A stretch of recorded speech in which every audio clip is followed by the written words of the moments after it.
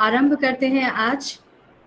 मनोजनम मारुतुल्यम वेदम जितेंद्रियम बुद्धिमताम वरिष्ठम वातामजम वानर युद्ध मुख्यम श्री राम दूतम शरणम प्रपत्यम। I take refuge in Lord Hanuman. I pray and salute the one who is as fast as thought, is more powerful than the wind, has mastered his senses, is the wisest, is the son of the wind god, is the commander of the monkey bridge, and Lord Ram's messenger. I bow at your feet. I would like to invite now Dr. Varsha Baveja, Associate Professor, Department of Zoology, to start today's session. Thank you, Anjum.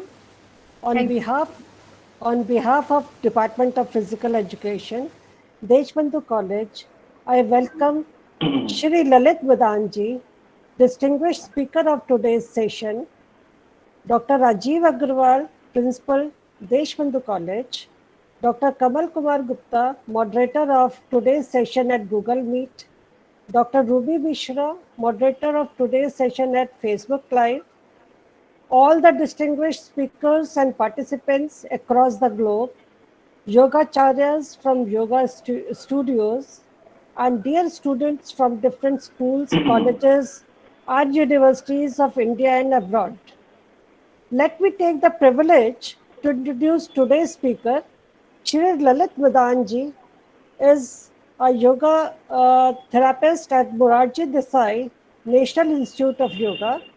He works as a yoga teacher at Tagore International School, Vasant Vihar too. Shri Lalit Madanji has done Masters in Science in Yoga Therapy from Swami Vivekanand Yoga Anusandhan, Samastana University from Bangalore. He has done PG Diploma in Yoga Science from Morarji Desai National Institute of Yoga in 2010. Few of his key achievements are: he has been Hindi commentator of First International Day of Yoga main program in 2015 at Rajpath. He has also been a commentator of Second and Third International Day of Yoga of 2016-2017 at Connaught Place, Delhi. It gives me immense pleasure to welcome you, sir. Now the stage is yours. Shri Lalit मदांजी। धन्यवाद वर्षा जी, धन्यवाद जी। आशा करते हैं आप सभी तक हमारी आवाज पहुंच पा रही है। जी आप सभी सुन पा रहे हैं हमें? जी हाँ सर। जी हाँ, आप सबका बहुत बहुत आभार, धन्यवाद जो इस समय हमारे साथ जुड़ पाए योग के कुछ चीज़ों पर चर्चा करने के लिए। और सभी से निवेदन है कि हम शुरू करते हैं उससे सर्वप्रथम दो छोटी छोटी सी टिप्स मैं आप लोगों के साथ साझा करना चाहूँगा।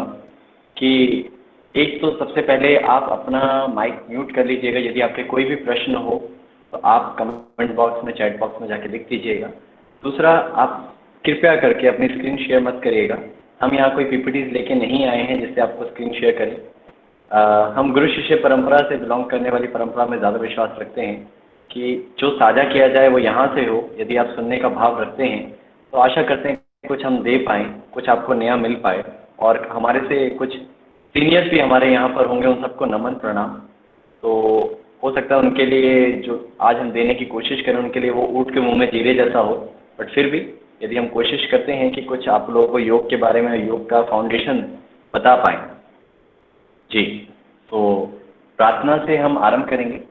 और जैसे हमारा आज का विषय है कि फाउंडेशन ऑफ योग, जिसमें योग की चर्चा होगी और योग के कुछ अन्य ब्रांचेस या स्कूल्स ऑफ योग की बात होगी और मुख्य स्तर पे थोड़ा सा पतंजल योग सूत्र की बात होगी। तो महर्षि पतंजलि को नमन करने के बाद से एक प्रार्थना, एक मंत्र उच्चारण। अपने स्थान पर जहाँ भी आप बैठे हैं, सुखासन, अर्धपद्मासन, चेयर पे, बेड पर, जहाँ आप बैठे हैं, कोशिश करें अपनी कमर सीधी कर लें। जी, आंखों को कोमलता से बंद करें। हो सकता है ये जो मंत्र उच्चारण हम करने जा रहे हैं सभी को ये मंत्र उच्चारण ना आता हो, आप में से कुछ ही व्यक्ति विशेष हो जिनको ये मंत्र आता हो, बाकी जन सिर्फ सुने श्रवण करें।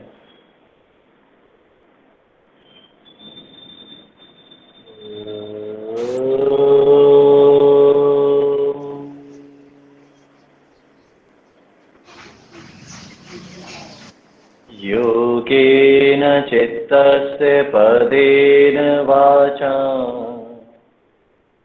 मलं शरीरस्य चावर्तकेन योपाकरोतं प्रवरं मुनिना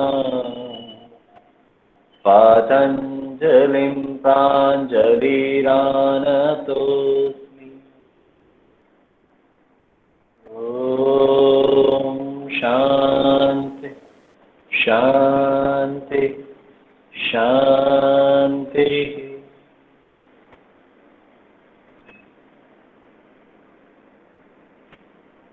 धीरे धीरे समय देते हुए अपनी आंखों को खोलें। पुनः एक बार आप सबका हार्दिक स्वागत है। आज का सत्र आप सबसे रूबरू होने का जो एक मौका देशबंधु कॉलेज के माध्यम से हमें मिला, सबसे पहले आभार व्यक्त करते हैं देशबंधु कॉलेज का और बाकी जो उनकी टीम है जिनके माध्यम से हम आप लोगों के साथ जुड़ने की कोशिश कर पा रहे हैं। पर आज का सत्र क्यों हो रहा है, जो एक सिचुएशन आसपास हमारे ऐसी हो चुकी है, इसका एक भय इतना बढ़ चुका है कि हम सब इंटरेक्ट तो होना चाहते हैं और माध्यम इंटरनेट रह गया है, फेस टू फेस इंटरेक्शन खत्म हो गया है। तो अब वो जो इंटरेक्शन करने का भाव है या जो कहीं ना कहीं एक दहशत या एक भाव, एक डर पूरे होल ओवर वर्ल्ड में फैल चुका है, तो महामारी के रूप में उसकी दवाई अभी कोई इजाद नहीं हुई, परंतु उससे बचने का अगर कोई कारण है, कोई साधन है, तो यह हमारी प्राचीन परंपरा पर यदि हम विश्वास रखें तो सिर्फ और सिर्फ इम्यूनिटी है जो उसको बचा सकती है। और इम्यूनिटी बेटर करने के लिए हमारी योग परंपरा, हमारी आयुर्वेद परंपरा या बाकी हमारी प्राकृतिक चिकित्सा भी बहुत लाभदायक है। तो अब बात करते हैं यहाँ पर अपनी जिस क्षेत्र से हम बिलोंग करते हैं। अपूर्ति कोई भी ऐसा शख्स नहीं होगा यहाँ पर, जितने भी व्यक्ति विशेष 161 लोग यहाँ पर हमारे साथ जुड़े हैं, तो कोई भी ऐसा व्यक्ति विशेष नहीं होगा जो योग शब्द के साथ परिचित ना हो, योग शब्द को ना जानता हो। जरूर नहीं है कि आप सबने आसनों का अभ्यास किया हो, योग शब्द के साथ आप जरूर कहीं ना कहीं जुड़े होंगे, कहीं ना कहीं सुना होगा। हालांकि ये सत्य है कि आप लोगों के अगर आप अभ्यासी हैं, प्रैक्टिस करते हैं, तो आप सबके आसनों का अभ्यास एक जैसा नहीं होगा। आप जैसों के लिए योग की परिभाषा एक जैसी नहीं होगी। योग शब्द के साथ जरूर आप जुड़े हुए हैं, परंतु योग की परिभाषा आप सबके लिए एक जैसी नहीं होगी। कुछ के लिए योग आसनों का संग्रह है। It's mainly a physical practices और just few practices of asana, some easy to complex and complex practices only of asana. कुछ के लिए योग कुछ श्वासायाम, श्वास की क्रियाएं हैं, प्राणायाम है। कुछ के लिए योग ध्यान है। कुछ के लिए योग एकाग्रता का बढ़ाने का एक मार्ग है। कुछ योग को चिकित्सा के पद्धति के हिसाब से देखते हैं। जैसे मैं जिस तरह लेक्चर सीरीज अभी चल रही है, वेबिनार चल रहे हैं, तो पिछले मैं कहीं वेबिनार ले रहा था, वहाँ भी मैंने एक बहुत अच्छे शब्दों का ये प्रयोग किया था कि आज से 50 साल पहले या 60 साल पहले अगर योग की बात की जाए तो योग 50-60 साल पहले साधना के पर्पज से किया जाता था। साधना का पर्पज यानी अपने आप को जानने के लिए, कौन हूँ मैं, अपने आप को अनुभव करने के भाव। समय बीता, धीरे धीरे डिकेड बदलते गए, स्वस्थ रहने की परंपरा, स्वस्थ रह पाए इसके लिए योग करने लगे लोग। फिजिकल प्रैक्टिसेस ज़्यादा होने लग गई, शोधन प्रैक्टिसेस का प्रभाव ज़्यादा आया और धीरे धीरे समय बीता तो योग कहीं ना कहीं चिकित्सा की पद्धति पर ज़्यादा मापदंड उसके बढ़ गए। लोग स्वस्थ रहने के साथ साथ बीमारियों को दूर करने के लिए ज़्यादा योग का सहारा लेने लगे, जैसा अभी थोड़े समय पहले फेज चल रहा था। और अब धीरे धीरे जैसा समय बीत रहा है तो अब योग जीवन शैली में कहीं ना कहीं एक स्टेटस सिंबल बनने का भी रूप ले रहा है। कहीं ना कहीं सत्य नहीं होना चाहिए, परंतु ऐसा अधूरा सत्य भी हमारे सामने आ रहा है। स्टेटस सिंबल के रूप में लोग योग कर रहे हैं, सिर्फ शो करने के लिए। 21 जून आ रहा है तो वहाँ भी लोग 21 जून के ही दिन योग करते हैं, ऐसा ना हो। योग आपके मोबाइल की तरह हो जो आप हर वक्त अपने साथ रखते हैं। चेतना आपके हमेशा साथ रहती है परंतु सजग नहीं होते। योग आपके जीवन में आहार की तरह हो, निद्रा की तरह हो, जिसका आप रोज नियमित अभ्यास करते हैं, नियमित सेवन करते हैं। ऐसे ही योग होना चाहिए। और जिस योग की हम बात कर रहे हैं ये आपके वाले योग से मैच करता है या नहीं, इसके ऊपर चर्चा करते हैं। तो योग या योगा प्रोनाउंसिएशन है, उच्चारण है। आ शब्द की ए शब्द ऐड वेस्टर्न में हमारे हर शब्दों के साथ जुड़ जाता है, जैसे रामा, कृष्णा।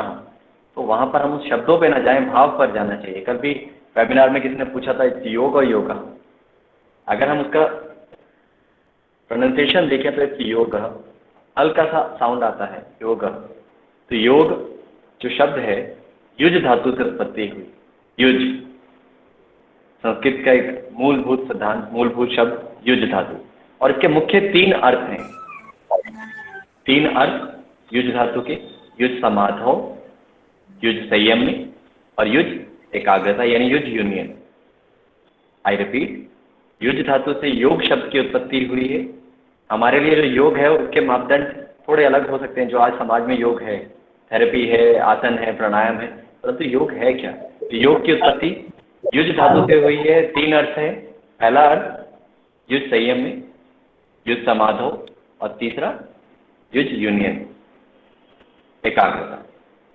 तो युज समाधो यानी समाधि की अवस्था, युज संयम में यानी कंट्रोल ऑफ सेंसेस, अपनी इंद्रियों का संग्रह कर लेना, और तीसरा हमारा जो है युज यूनियन यानी अपने आप को जोड़ लेना। किससे जोड़ लेना? आत्मा और परमात्मा का मिलन। ये हमारे भाव यही रहते हैं कि आत्मा परमात्मा का मिलन ही हुआ है। अपने भीतर की चेतना को ब्रह्मांड की चेतना के साथ जोड़ लेना। जी, शायद किसी का माइक ऑन हो गया। अपने भीतर की चेतना को बाहर के ब्रह्मांड की चेतना के साथ जोड़ लेना, तो वह यूनियन है। यूनियन, संयम में और समाधो, ये 3 शब्दों का अर्थ है। परंतु भ्रांतियां जो फैली हुई है, भ्रांतियां फैली हुई है कि योग सिर्फ और सिर्फ फिजिकल प्रैक्टिसेस है। योग मेयरली फिजिकल प्रैक्टिसेस, योग मेयरली फॉर थेरेपी, योग नॉट फॉर एवरीवन। बुजुर्गों के लिए योग है, बड़े युवा के लिए योग नहीं है, क्योंकि उसमें थकान नहीं होती है, उसमें बॉडी मसल्स बिल्ड नहीं होती है, उसमें कोर स्ट्रेंथ नहीं बनती है। ऐसी कहीं ना कहीं भ्रांतियां है।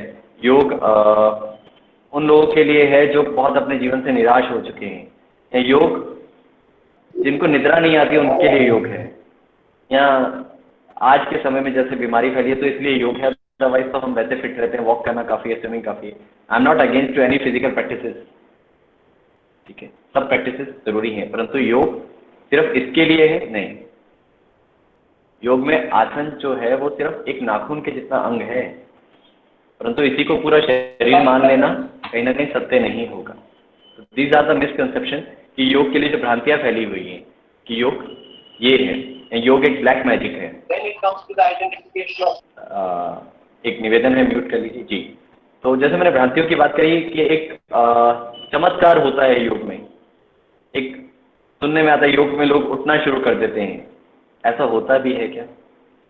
हम अपने जीवन की यात्रा अगर सिर्फ 1 मिनट में साझा करें तो आज से 11 साल पूर्व हम यहाँ पर जहाँ संस्थान में हैं, जहाँ अपनी सेवा दे रहे हैं, यहाँ एक छोटा सा कोर्स करने आए थे, एक माह का, क्योंकि बहुत ज़्यादा हेडेक रहना शुरू हुआ था, हम किसी और प्रोफेशन में थे।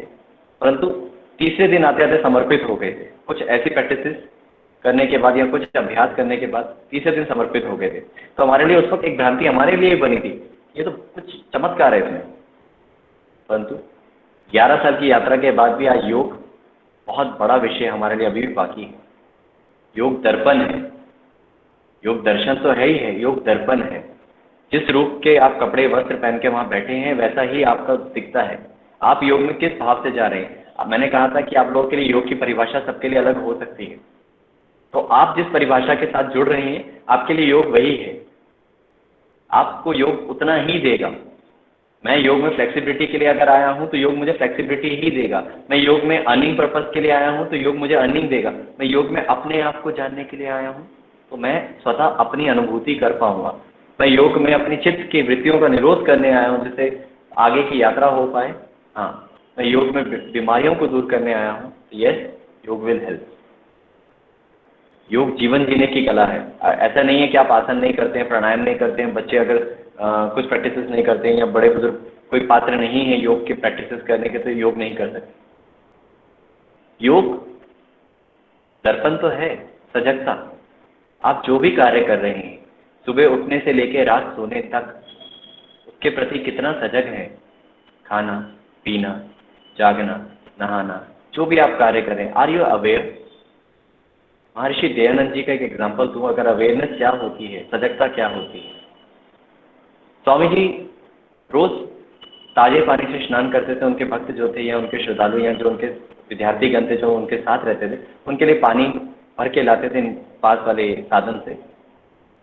तो एक बार थोड़ा पानी शेष था किसी जगह पर, उनके इस पात्र में वो नहाते थे, वो बाल्टी मान लीजिए, थोड़ा पानी था, तो उनके जो लाने वाले व्यक्ति विशेष थे उनमें आलस्य का भाव थोड़ा कहीं जागा होगा, तो उन्होंने थोड़ा ही पानी उसमें ऊपर से नया पानी डाला, पुराना पानी जी पुराना पानी नहीं फेंका और ऊपर से धीरे से पानी नया डाल दिया और थोड़ी देर पानी वैसे ही रहा और स्वामी जी को कहा कि पानी तैयार है, आप आके स्नान कर लीजिए।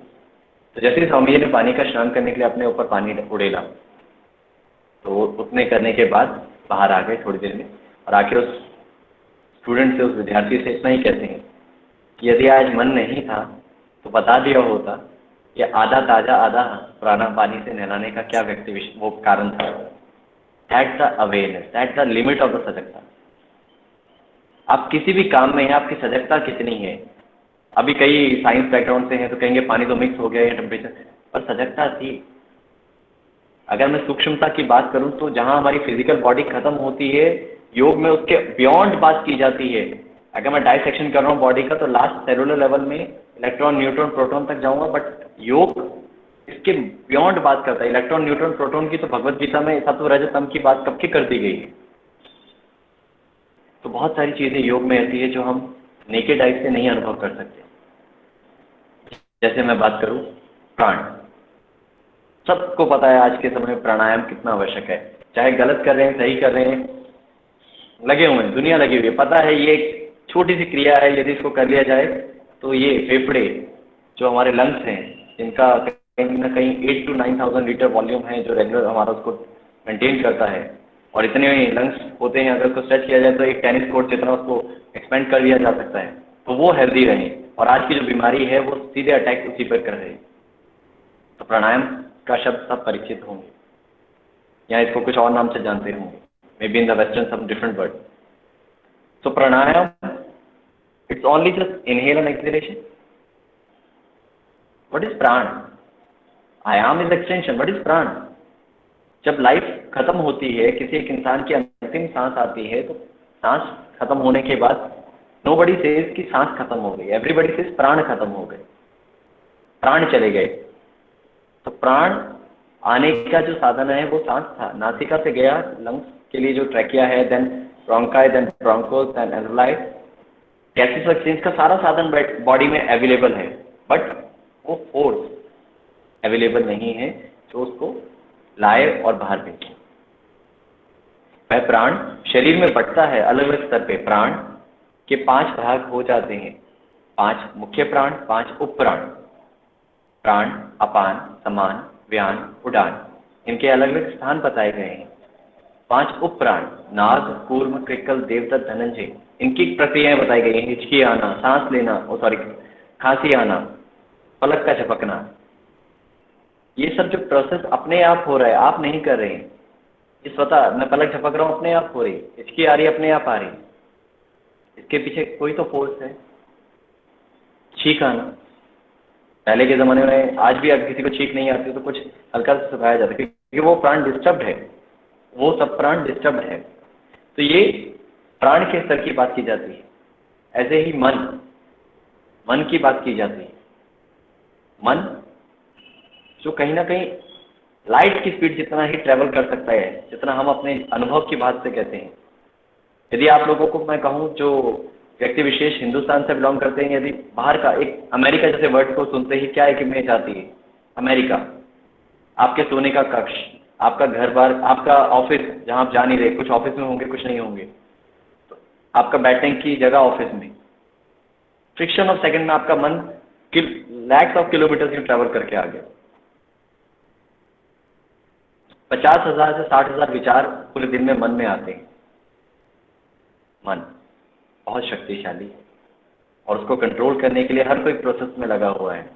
और डॉक्टर्स का दावा है कि हमारे 60 to 70% डिजीज साइकोसोमेटिक होती है, यानी मनो स्तर पे अगर हम काम कर लिया जाए तो हमारे शारीरिक रोग दूर किए जा सकते हैं। बात करते हैं आगे। तो यहाँ हम बात कर रहे हैं कि शरीर में जो हम देखने की अनुभूति करते हैं सिर्फ वही शरीर है? नहीं, इसके अलावा भी शरीर की बात की जाती है। योग बहुत डीप तक जाता है। तो पहला जो दिखने वाला शरीर है दिस इज कॉल्ड अन्नमय कोश। इसके बाद एक लेयर आती है प्राणमय कोश। इसके बाद एक लेयर आती है मनोमय कोश, मन की। इसके बाद इंटेलेक्चुअल विज्ञानमय कोश और आखिरी में आनंदमय कोश। तो 5 परतों की बात की गई, 5 कोशास की बात की गई। प्राण, अन्नमय, प्राणमय, मनोमय, विज्ञानमय, आनंदमय। तो 5 कोशास। जैसे एक प्याज की लेयर पर लेयर छूटती जाती है तो अलग अलग रंग दिखता जाता है, अलग अलग स्वाद आता जाता है, ऐसे ही शरीर का। तो भौतिक शरीर को स्वस्थ करने में दुनिया लगी हुई है। भौतिक शरीर ही जीवन का सत्य नहीं है, इसी को हम स्वस्थ करने में लगे पड़े। यदि प्राण के स्तर में कोई डिस्टर्बेंस हुई या मन के स्तर पर डिस्टर्बेंस हुई तो हमारा भौतिक शरीर डिस्टर्ब होगा, ये सत्य है। चले वाते चलम चित्तम निश्चले निश्चलम भवे। आपकी वायु में गति में परिवर्तन आता है, आपकी श्वास में परिवर्तन आया, मन में चंचलता आ गई। आपके मन में कोई द्वंद्व आया, मन में परेशानी हुई, मन में विचार आया, उसके कारण इमोशंस वैसे जागे, आपके श्वास में परिवर्तन आ गया। फॉर एन एग्जाम्पल, मुझे बहुत किसी कारण किसी की बात अच्छी नहीं लगी, गुस्सा आया। तो गुस्सा आया कहाँ पर? वो बात कहाँ आई? श्रवण कानों से करी, इंद्रियों से, उसके बाद हमारे मन ब्रेन तक रिसेप्टर्स ने मैसेज पास किया, उसका डिकोड करने के बाद इमोशन क्रिएट किया, गुस्सा, एग्रेशन। देन गुस्से के कारण मेरा ब्रीदिंग पैटर्न कैसा हो गया? Shock. I have not done any physical practices. I am just sitting. I've listened and और heard कुछ एक ऐसी बात सुनी मैंने जिसके कारण मेरी मानसिक स्थिति हिली, मेरी श्वास तेज हो गई। और कोई अच्छी खबर सुनी, बहुत अच्छा लगा सुनकर, श्वास पे एक अलग से प्रभाव आया। तो मन में विचार उत्पन्न हुआ, श्वास पे प्रभाव आया, इसलिए मन पर बहुत कार्य किया जाता है। और विज्ञान में यानी who am I, true knowledge, चौथा कोश जो है, मैं कौन हूँ? क्या मैं ये शरीर हूँ? क्या मैं ये श्वास हूँ? क्या मैं ये मन हूँ? यदि हूँ तो इसको मैं अपने अनुसार कंट्रोल क्यों नहीं कर पा रहा? तो विज्ञानमय कोश। और 5वां आनंदमय, हायर स्टेट, जहाँ इन सब से ऊपर उठ सकता है इंसान, इससे ऊपर उठ जाता है। और ये भी अलग अलग 3 हिस्सों में बढ़ता है, स्थूल, सूक्ष्म और कारण शरीर। बहुत बड़ा विषय। तो अभी जितना हमने चर्चा किया, पहले एक बार उसको कंसाइज कर देते हैं। योग की परिभाषा आशा करते हैं आप सबको थोड़ा सा याद होगा। युज धातु से था, 3 मुख्य उसके अर्थ थे, समाधो, यूनियन और संयम में। फिर हमने बात करी मिसकंसेप्शन ऑफ योग। फिर हमने बात करी योग के कोश, योग में लेयर, शरीर के जो 5 कोश हैं। ठीक है, अब बात करते हैं योग के मार्ग, पाथ ऑफ योग, स्कूल्स ऑफ योग। सामान्य व्यक्ति विशेष के लिए स्कूल्स ऑफ योग वह जगह है जहाँ पे योग सिखाया जाता है। जैसे महाराज जैसा Rashtriya Yoga Sansthan, Shoolini university Himachal Pradesh, Bihar school of yoga, वहाँ पर नाम में भी स्कूल आता है, केवल्य धाम संस्थान, देव संस्कृति विश्वविद्यालय हरिद्वार, गुरुकुल कामगढ़। ऐसे योग के बहुत ही नामचीन, बहुत ही ज्ञानवर्धक संस्थान हैं जहाँ पे प्राचीन परंपरा से गुरुओं की साधना के माध्यम तपोभूमि है जहाँ योग सिखाया जा रहा है। तो क्या वो स्कूल्स ऑफ योग है? यदि वो स्कूल्स ऑफ योग है तो शास्त्रों में स्कूल्स ऑफ योग में उनका वर्णन क्यों नहीं? स्वामी विवेकानंद के माध्यम से 4 मुख्य स्कूल्स ऑफ योग की चर्चा की गई। भगवत गीता में भी 18 अध्याय हैं, 18 अध्यायों में योग की बात की गई और उसमें भी इन मुख्य स्कूल्स ऑफ योग की बात की गई। और इन स्कूल्स ऑफ योग को 2 कैटेगरी में हम बांटते हैं। 4 तो है ही हैं, इसके अलावा भी यदि जो है उनको 2 कैटेगरी में बांटते हैं। एक भावनात्मक योग, एक प्राण संयम में योग। तो स्कूल्स ऑफ योग 2 कैटेगरी में यदि मैं बांटूं, भावनात्मक योग, इमोशनल, और प्राण संयम में योग। भावनात्मक में भक्ति योग, ज्ञान योग और कर्म योग, और प्राण संयम में हठ योग, राज योग, लय योग और अन्य। परंतु इनमें कहीं भी हॉट योग, बियर योग, पावर योग, स्विम योग, एक्वा योग, ऐसे कुछ भी नहीं। ये सिर्फ मॉडर्न व्यक्ति विशेष, किसी एक व्यक्ति विशेष, मैं उन सबका नमन करता हूँ, आदर करता हूँ, परंतु दिस इज नॉट ट्रेडिशनल योग which is available in the ancient text. मैं यहाँ सिर्फ ग्रंथ की बात कर रहा हूँ। जैसे मैं ग्रंथों की बात करूँ, ऐसे ग्रंथ योग के जिनमें योग की चर्चा की गई है, और योग की सबसे पहली चर्चा वेदों में पाई गई है। 4 वेदों का वर्णन है, ऋग्वेद, यजुर्वेद, अथर्ववेद, सामवेद। फिर पुराणों में बात की गई, फिर उपनिषदों में बात की जिन्हें वेदांत भी कहा गया। तो इन सब में योग की चर्चा की गई। इनमें कहीं भी ये जो मैंने स्कूल्स ऑफ योग के साथ साथ 4 योग के पास बताए, हॉट योग, बियर योग, एक्वा योग, ये नहीं मिलते। आने वाले टाइम में कुछ नया आ जाएगा। अभी पीछे थोड़े दिन पहले एक इमेज आ रही थी, स्नेक योग, स्नेक को गले में टांग के योग कर।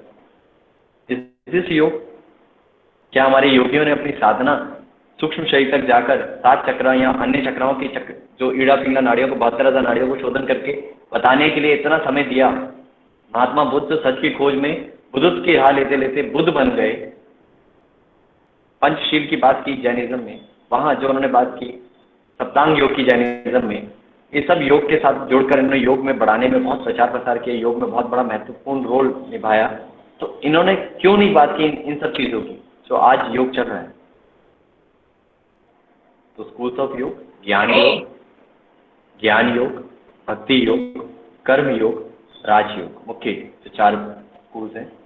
सबसे पहले छोटा सा इंट्रोडक्शन ज्ञान योग का।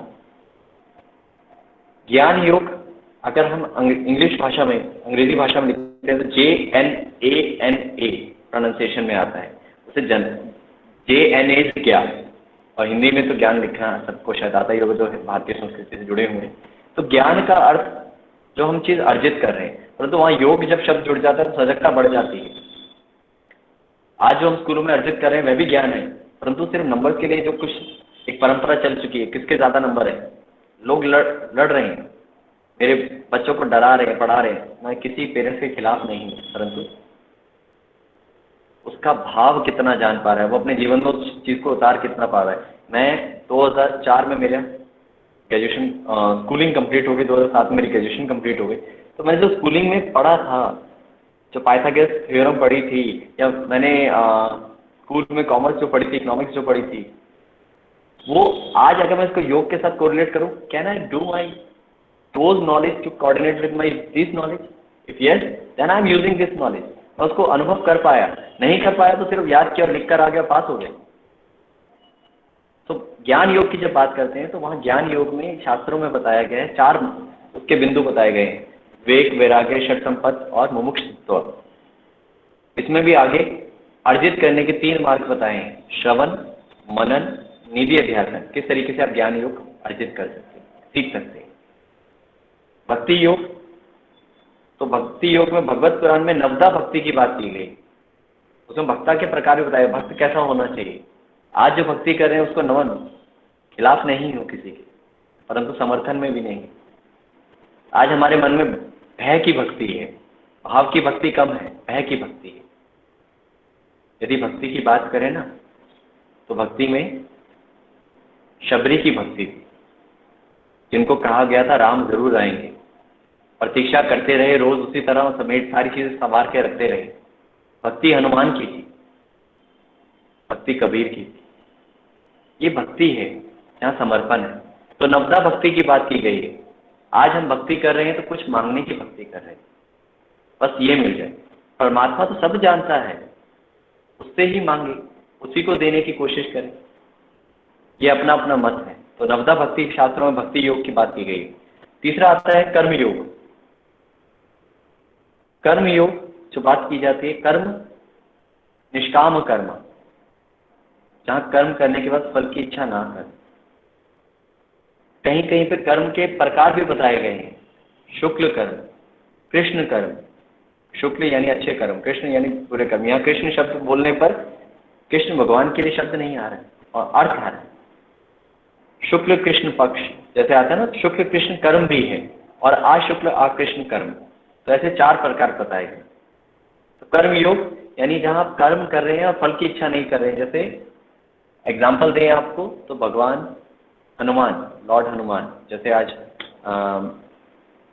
उन्होंने शुरू किया प्रार्थना, तो शुरू में मंत्र उच्चारण हनुमान जी के उपासना से किया, तो वहाँ शब्द आता था हनुमान, जिन्होंने भक्ति भाव से कर्मयोग भी किया, किसी फल की इच्छा नहीं करी, कोई मंत्री पद की उपासना नहीं करी, अपने भगवान श्री राम के लिए भक्ति भाव से कर्म किया, जैसा उनके माध्यम से जो भी आदेश हो उस कर्म को करते गए, फल की इच्छा नहीं करी। दैट इज कर्म। आज के ज़माने में हम कैसा कर्म करें? क्या कमाना नहीं है, परिवार नहीं चलाना है, परंतु कर्म करिए, कर्म करते वक्त सजग रहिए, उसमें कुशलता लाने की बात करें। भगवत गीता में योग की परिभाषा दी गई, योग कर्म सु कौशलम, कुशलता लाने की बात करिए और अपने अंदर तब के साथ साथ अपनी कहीं ना कहीं सेटिस्फेक्शन की बात करिए, संतोष की बात करिए, जो मैं आगे बात करूंगा। संतुष्टि नहीं मिलेगी तो करोड़ों रुपए कमाते रहेंगे और संतुष्टि नहीं मिलेगी। और आज हम बात कर रहे हैं अपने आप को स्वस्थ रखने की, योग के माध्यम से योग परंपरा को जानने की, तो वहाँ संतोष का बहुत बड़ा दायित्व है। तो वहाँ कर्म योग में निष्काम कर्म, और चौथा राजयोग। राज शब्द में ही पता चलता है, जैसे अगर उसको इंग्लिश में लिखे तो RAJA, राजा योग। बट राजयोग हायर स्टेट, जहाँ पे समाधि की स्थिति को अनुभव किया जा सकता है। अब समाधि क्या है? समाधि के भी प्रकार है। वहाँ जो समाधि की चर्चा की गई है, क्या पतंजल योग सूत्र में भी समाधि वही? वहाँ तो वो पतंजल योग सूत्र में ध्यान को ही जो एक परिभाषा है, तत्व प्रत्यय एकांत ध्यान, और किसी जगह पे समाधि कहा गया कि एकाग्र हो जाना समाधि है। तो यहाँ समाधि एक स्टेप और नीचे आ गई। तो समाधि की बात अभी रुक कर करते हैं, आने वाले समय में, समय भी हमें साथ साथ देखना है। तो बात हो रही है अंतिम राजयोग। राजयोग की प्राप्ति के लिए दो मार्ग मुख्य है। ऐसे तो प्रथम कहा जाता है हठ योग। हठम बिना रजो नहीं, रजो बिना हठम नहीं। हठ योग के बिना राजयोग की प्राप्ति नहीं की जा सकती, और राजयोग के बिना हठ योग की प्राप्ति का मतलब ही नहीं। तो हठ योग जिसे कहा जाता है, हठ के साथ योग करना, जो सामान्य समाज समझता है, परंतु ये मिसकंसेप्शन है, ये भ्रांति है। इट्स नॉट हठ के साथ किया गया योग। ये दो नोस्ट्रिल दिख रहे हैं ना, परमात्मा ने सोच का शरीर जो दिया है, प्रकृति ने जो बनाया है, आप में से जितने भी जन बैठे हैं, जहां भी बैठे हैं, हाथ जोड़कर विनम्र निवेदन है, सिर्फ इस प्रकार एक बार कर लीजिएगा। कौन सी नोस्ट्रिल एक्टिव है, कौन सी प्रीडोमिनेंट है?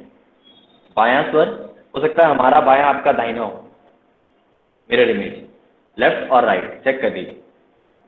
और कितनों के दोनों डोमिनेंट हैं? हमारे इस वक्त दोनों चल रहे हैं। ये दो क्यों है? इनमें भी बहुत गहरा विषय है। 72,000 नाड़ियों का वर्णन किया है। नाड़ियां, it's not mainly physical visible thing, that energy channel जो भीतर है, जो प्राण के प्रवाह को, एनर्जी को पूरे शरीर में लेके जा रही हैं। 72,000 नाड़ियों का वर्णन किया गया है। 72,864 भी कहीं कहीं गई है। तो 72,000 नाड़ियों में करते करते अगर उनमें मुख्य की बात की जाए तो 11 मुख्य नाड़ी, 135 करोड़ में अगर हम मुख्य की बात करें तो एक राष्ट्रपति मुख्य होता है, फर्स्ट बस। ऐसे ही 11 मुख्य नाड़ियां, उसमें 3 ईड़ा, पिंगला, सुषुम्ना। ईड़ा नाड़ी यानी बायां स्वर, जहां हमारा हृदय का स्थान, उस भाग की बात करें, लेफ्ट हो सकता है हमारा लेफ्ट, आपका राइट हो। तो बायां नासिका स्वर ईड़ा, दाहिना नासिका स्वर पिंगला। इन दोनों के बीच का बैलेंस हकार और ठकार भी कहा गया है। हकार दाहिना, ठकार बायां, संतुलन, दैट इज हठ योग। हठ योग में आज की डे टू डे एक्टिविटी को देखते हुए प्रैक्टिसेस कहीं ना कहीं स्वात्माराम जी के माध्यम से ग्रंथ लिखा गया, बहुत दूरदर्शी दृष्टि के हिसाब से, जिसमें आसनों को एक आकार के रूप में दिया गया। महर्षि पतंजलि ने आसनों का आकार नहीं दिया है। स्वात्माराम जी के माध्यम से हठ प्रतीति का ग्रंथ लिखा गया। उसमें उन्होंने 15 आसनों की चर्चा की, 10 मुद्राओं की चर्चा की, अष्ट कुंभ का 8 प्राणायाम की चर्चा करी, और इसके बाद घेरण ऋषि के माध्यम से 32 आसनों का चर्चा की गई घेरण संहिता में। ये हठ योग के कुछ टेक्स्ट हैं जिनकी मैं बात कर रहा हूँ। अगर हठ योग को हठ के साथ ही योग करना तो ग्रंथ की आवश्यकता नहीं थी, सिर्फ खींच देना आसन होता, बस मूवमेंट कर देना आसन होता, जो आज कर रहे हैं। That's a physical exercise, it's not आसन। तो आसनों का बहुत बड़ा दायित्व है, इसलिए उन्होंने हठ योग में सबसे पहला अध्याय ही आसन बताया है। हठस्य प्रथम अंगत्वात् आसनम, आसन सबसे पहला अंग है। और शरीर को, भौतिक शरीर को स्थिर करना, उसको शोधन करना, षटकर्म की बात की गई है। उसके बाद प्राणायाम की बात की गई, नाद अनुसंधान की बात की गई, ध्यान की बात की गई हिरण संहिता में। ऐसे ही हठ योग के कुछ मुख्य ग्रंथों का अगर मैं नाम ले लूँ यहाँ पर, जिससे आप लोगों को जीवन में कभी पढ़ने का मौका मिले, हठ योग प्रदीपिका, हिरण संहिता, हठ तत्व कमौती, शिव संहिता, हठ रत्नावली और अन्य ग्रंथ, ये सब हठ योग के बारे में बात करते हैं। नाथ कल्ट परंपरा, नाथ योग परंपरा की बात करते हैं, जो आदिनाथ शिव से शुरू हुई। अब मैं बात करूं तो राजयोग की प्राप्ति के लिए हठ योग का मार्ग चुना जा सकता है। और दूसरा मार्ग जो बताया गया है, दैट इज अष्टांग योग। अष्टांग योग, आई am not saying Ashtanga Vinyasa, there is a little bit difference. Usually लोग अष्टांग योग, अष्टांगा योग, वेस्टर्न में हमारे जो मित्र बंधु हैं, भाई बहन हैं हमारे, वसुधैव कुटुंबकम परंपरा को ही हम मानते हैं। सिर्फ शरीर का स्ट्रक्चर थोड़ा सा रंग रूप अलग हुआ है, भाषा अलग हुई है। वो तो हिंदुस्तान में भी 18 किलोमीटर पे बोली का भाव अलग हो जाता है। तो हमारे जो वहाँ के भाई बहन हैं, तो ashtanga yoga, that is ashtanga is not this ashtang yoga की बात कर रहे हैं। वहाँ फिजिकल एक नॉट फिजिकल विन्यासा की बात की जाती है, जहाँ श्वास के साथ शरीर के अभ्यास की बात की जाती है। और श्री कृष्णाचार्य जी के द्वारा ये परंपरा विन्यास की शुरू की गई, अष्टांग विन्यास की। आगे उनके एक अनुयायी पट्टाभाई जॉयस और उनके दूसरे अनुयायी जो मुख्य स्तर पे BKS अयंगर जी के नाम से प्रचलित हैं, आप लोग बहुत जानते होंगे, उनका नाम सुना होगा, बहुत में से आप लोग उनको हो सकते दर्शन भी किए हों उनके। तो पट्टाभाई जॉयस जी ने इस परंपरा को इस तरीके से बढ़ाया आगे, जो श्री कृष्णाचार्य जी के द्वारा विन्यासा दिया गया, अष्टांग विन्यासा। और BKS अयंगर जी ने धीरे धीरे अपने उसको अयंगर योग का एक रूप दे दिया। ये भी परंपरा में है, थोड़ी सी नॉलेज इसकी होनी चाहिए अगर योग की बात हो रही है तो। बट जिस अष्टांग योग की बात मैं कर रहा हूँ, वो महर्षि पतंजलि जी के माध्यम से बताया गया। वहाँ पतंजल योग सूत्र में उसकी बात की गई है। आप में से कोई भी ऐसा व्यक्ति विशेष नहीं होगा जो महर्षि पतंजलि के नाम से परिचित ना हो। यदि आप हिंदुस्तान में हैं या बाहर हैं, एक ब्रांड बन चुके हैं महर्षि पतंजलि। नमन है हमारे पूज्य गुरु स्वामी रामदेव जी को। मैं समर्थन और विपक्ष में नहीं, उनके मार्ग से एक योगी का नाम प्रयोग में लाया गया, जिससे बार बार उनका नाम बोलने पर एक भाव अच्छा जागे, एक अनुभूति हो। कहते हैं ना, शांति शांति शांति, बोलने से शांति की अनुभूति होती है, पीस पीस पीस। ऐसे ही किसी एक अच्छी चीज़ का नाम लेने से ऊर्जा बनती है। अगर हम गलत भाषा का प्रयोग करते हैं, गाली गलौज का प्रयोग करते हैं, तो वहाँ वैसे ही भाव उत्पन्न होते हैं। इसलिए महर्षि पतंजलि का नाम वहाँ प्रयोग में आता है। तो पतंजलि जी के माध्यम से जो ग्रंथ लिखा गया उसकी चर्चा करते हैं। तो सेकेंड,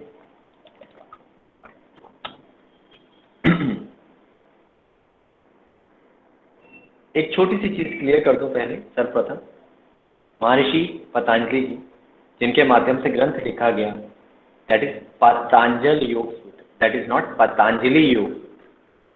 पतंजलि ऋषि थे, उनके माध्यम से जो ग्रंथ की रचना की गई, दैट इज पतंजल योग सूत्र। उनके ऊपर बहुत लोगों ने, बहुत योगियों ने, बहुत अभ्यासियों ने कमेंट्री की। सूत्र क्या है? That is one lining, two lining, one line. सूत्र एक श्लोक के रूप में आप मान सकते हैं लेमन लैंग्वेज में। श्लोक is different thing, I know, मंत्र इज डिफरेंट थिंग। अभी मंत्र योग की बात नहीं कर पाए, छूट रहा है, बहुत सारा विषय है, समय लगा तो जरूर चर्चा करेंगे। तो सूत्र में उन्होंने चर्चा की, जैसे मोती मान लीजिए, 195 मोतियों में उन्होंने पूरे योग को पिरोने की कोशिश करी।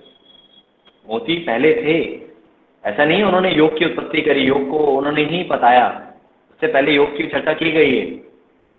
और यह योग दर्शन में आया गया है, षड दर्शन जो हिंदुस्तान के इंडियन फिलॉसफी में है, न्याय, वशिष्ठ, सांख्य, योग, मीमांसा और वेदांत। मीमांसा में भी दो है, पूर्व और उत्तर। तो योग दर्शन जो बात की गई है वो पतंजल योग दर्शन की बात की गई। तो पतंजल योग दर्शन में 195 सूत्रार्थ में महर्षि पतंजलि ने 4 अध्यायों में उसको बताने की कोशिश करी है, 4 पादों में। पाद यानी चौथा हिस्सा, 25%। तो 4 पादों में उन्होंने बताने की चर्चा की है, पतंजलि योग सूत्र के ऊपर प्रकाश डाला है। उसकी कमेंट्री वो संस्कृत में लिखे हुए हैं, वो एकदम से समझ लेना सामान्य व्यक्ति विशेष के लिए संभव नहीं था।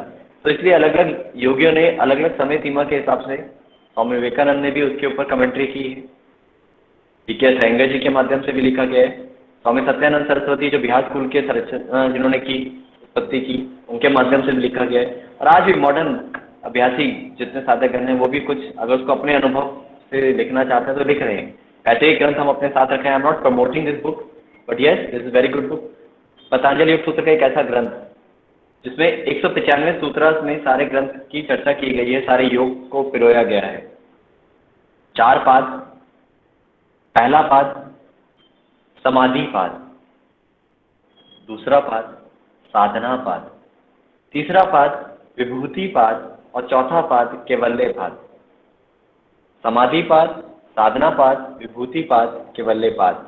195 सूत्र जो बताए गए हैं वो 51 सूत्र पहले पाद में समाधि पाद में बताए गए, दूसरे में 55 सूत्र, तीसरे में 56 सूत्र और चौथे में 34 सूत्र में पूरा योग समाप्त कर दिया गया।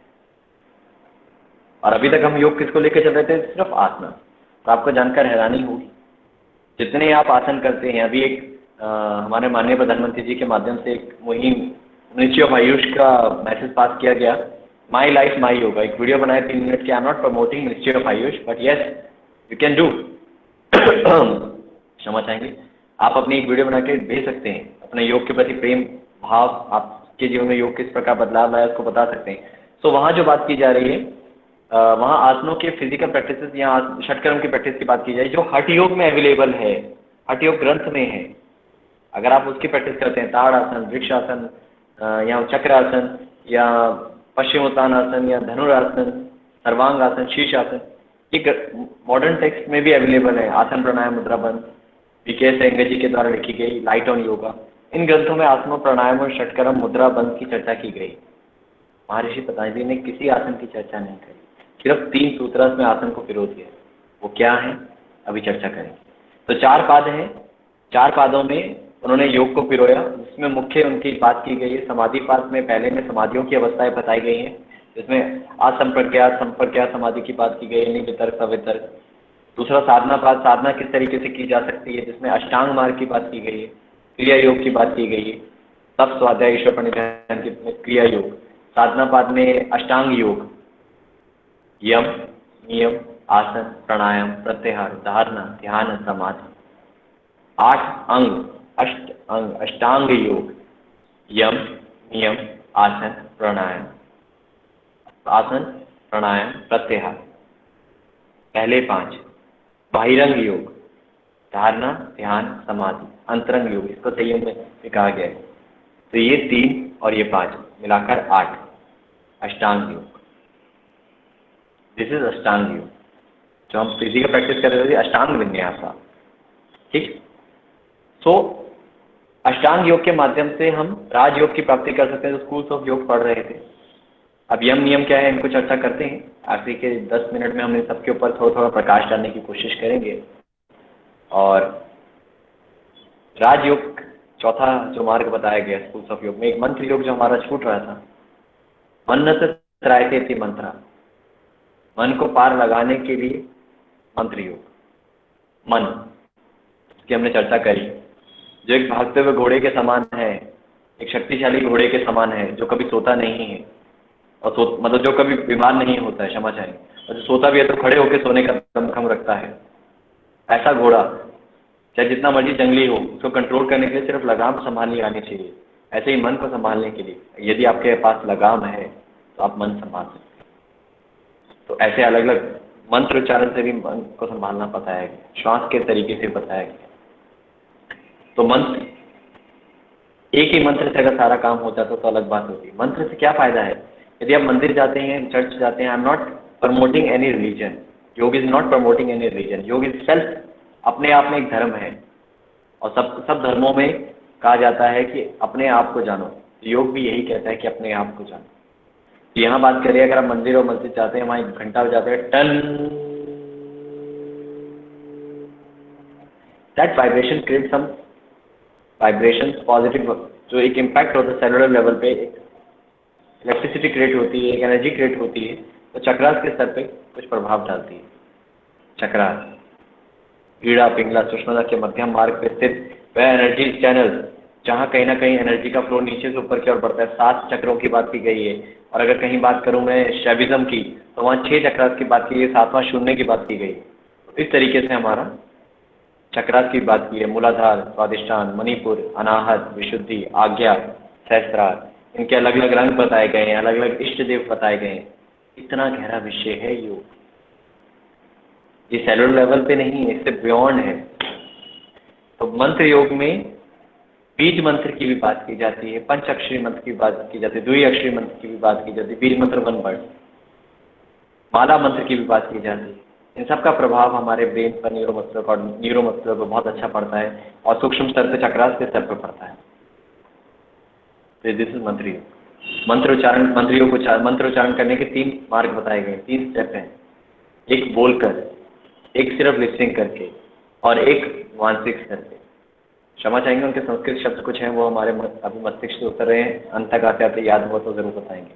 पैखरी और पाचने कुछ शब्द हैं, तो वहाँ बोलकर और सिर्फ लिपसिंग कर और अंत में मन ही मन उसका उच्चारण करना। सबसे ऊंचा जो माना गया वो अंत में माना गया है कि अंदर ही अंदर आप उच्चारण कर रहे हैं। ठीक, तो ये तो था मंत्र योग। तो वापस आ जाते हैं अपने विषय पर, जो अष्टांग योग पर थोड़ा प्रकाश डालना था। यम, नियम, आसन, प्राणायाम, प्रत्याहार, पहले 5 बाहिरंग योग। यम शब्द दैट इज नॉट यम, जो यम आते हैं और हमारे प्राण को ले जाते हैं, बचपन से सुनते आ रहे हैं। Yama and niyama is like how you have to be react. समाज में आपको कैसे रहना है, आपके कर्मास कैसे होने चाहिए, आपका सोशल बिहेवियर कैसा होना चाहिए, आपका आहार विहार कैसा होना चाहिए, वो ये दिखाता है, वो यम नियम बताता है। यम में भी 5 भाग बताए गए हैं। अहिंसा, सत्य, अस्तेय, ब्रह्मचर्य, अपरिग्रह। इन सब के ऊपर एक एक स्टोरी, एक एक एग्जाम्पल है मेरे पास, समय कम है। यम, अहिंसा, सत्य, अस्तेय, ब्रह्मचर्य, अपरिग्रह। अगर कहीं त्रुटि हो तो हमें बाद में कमेंट कर सकते हैं।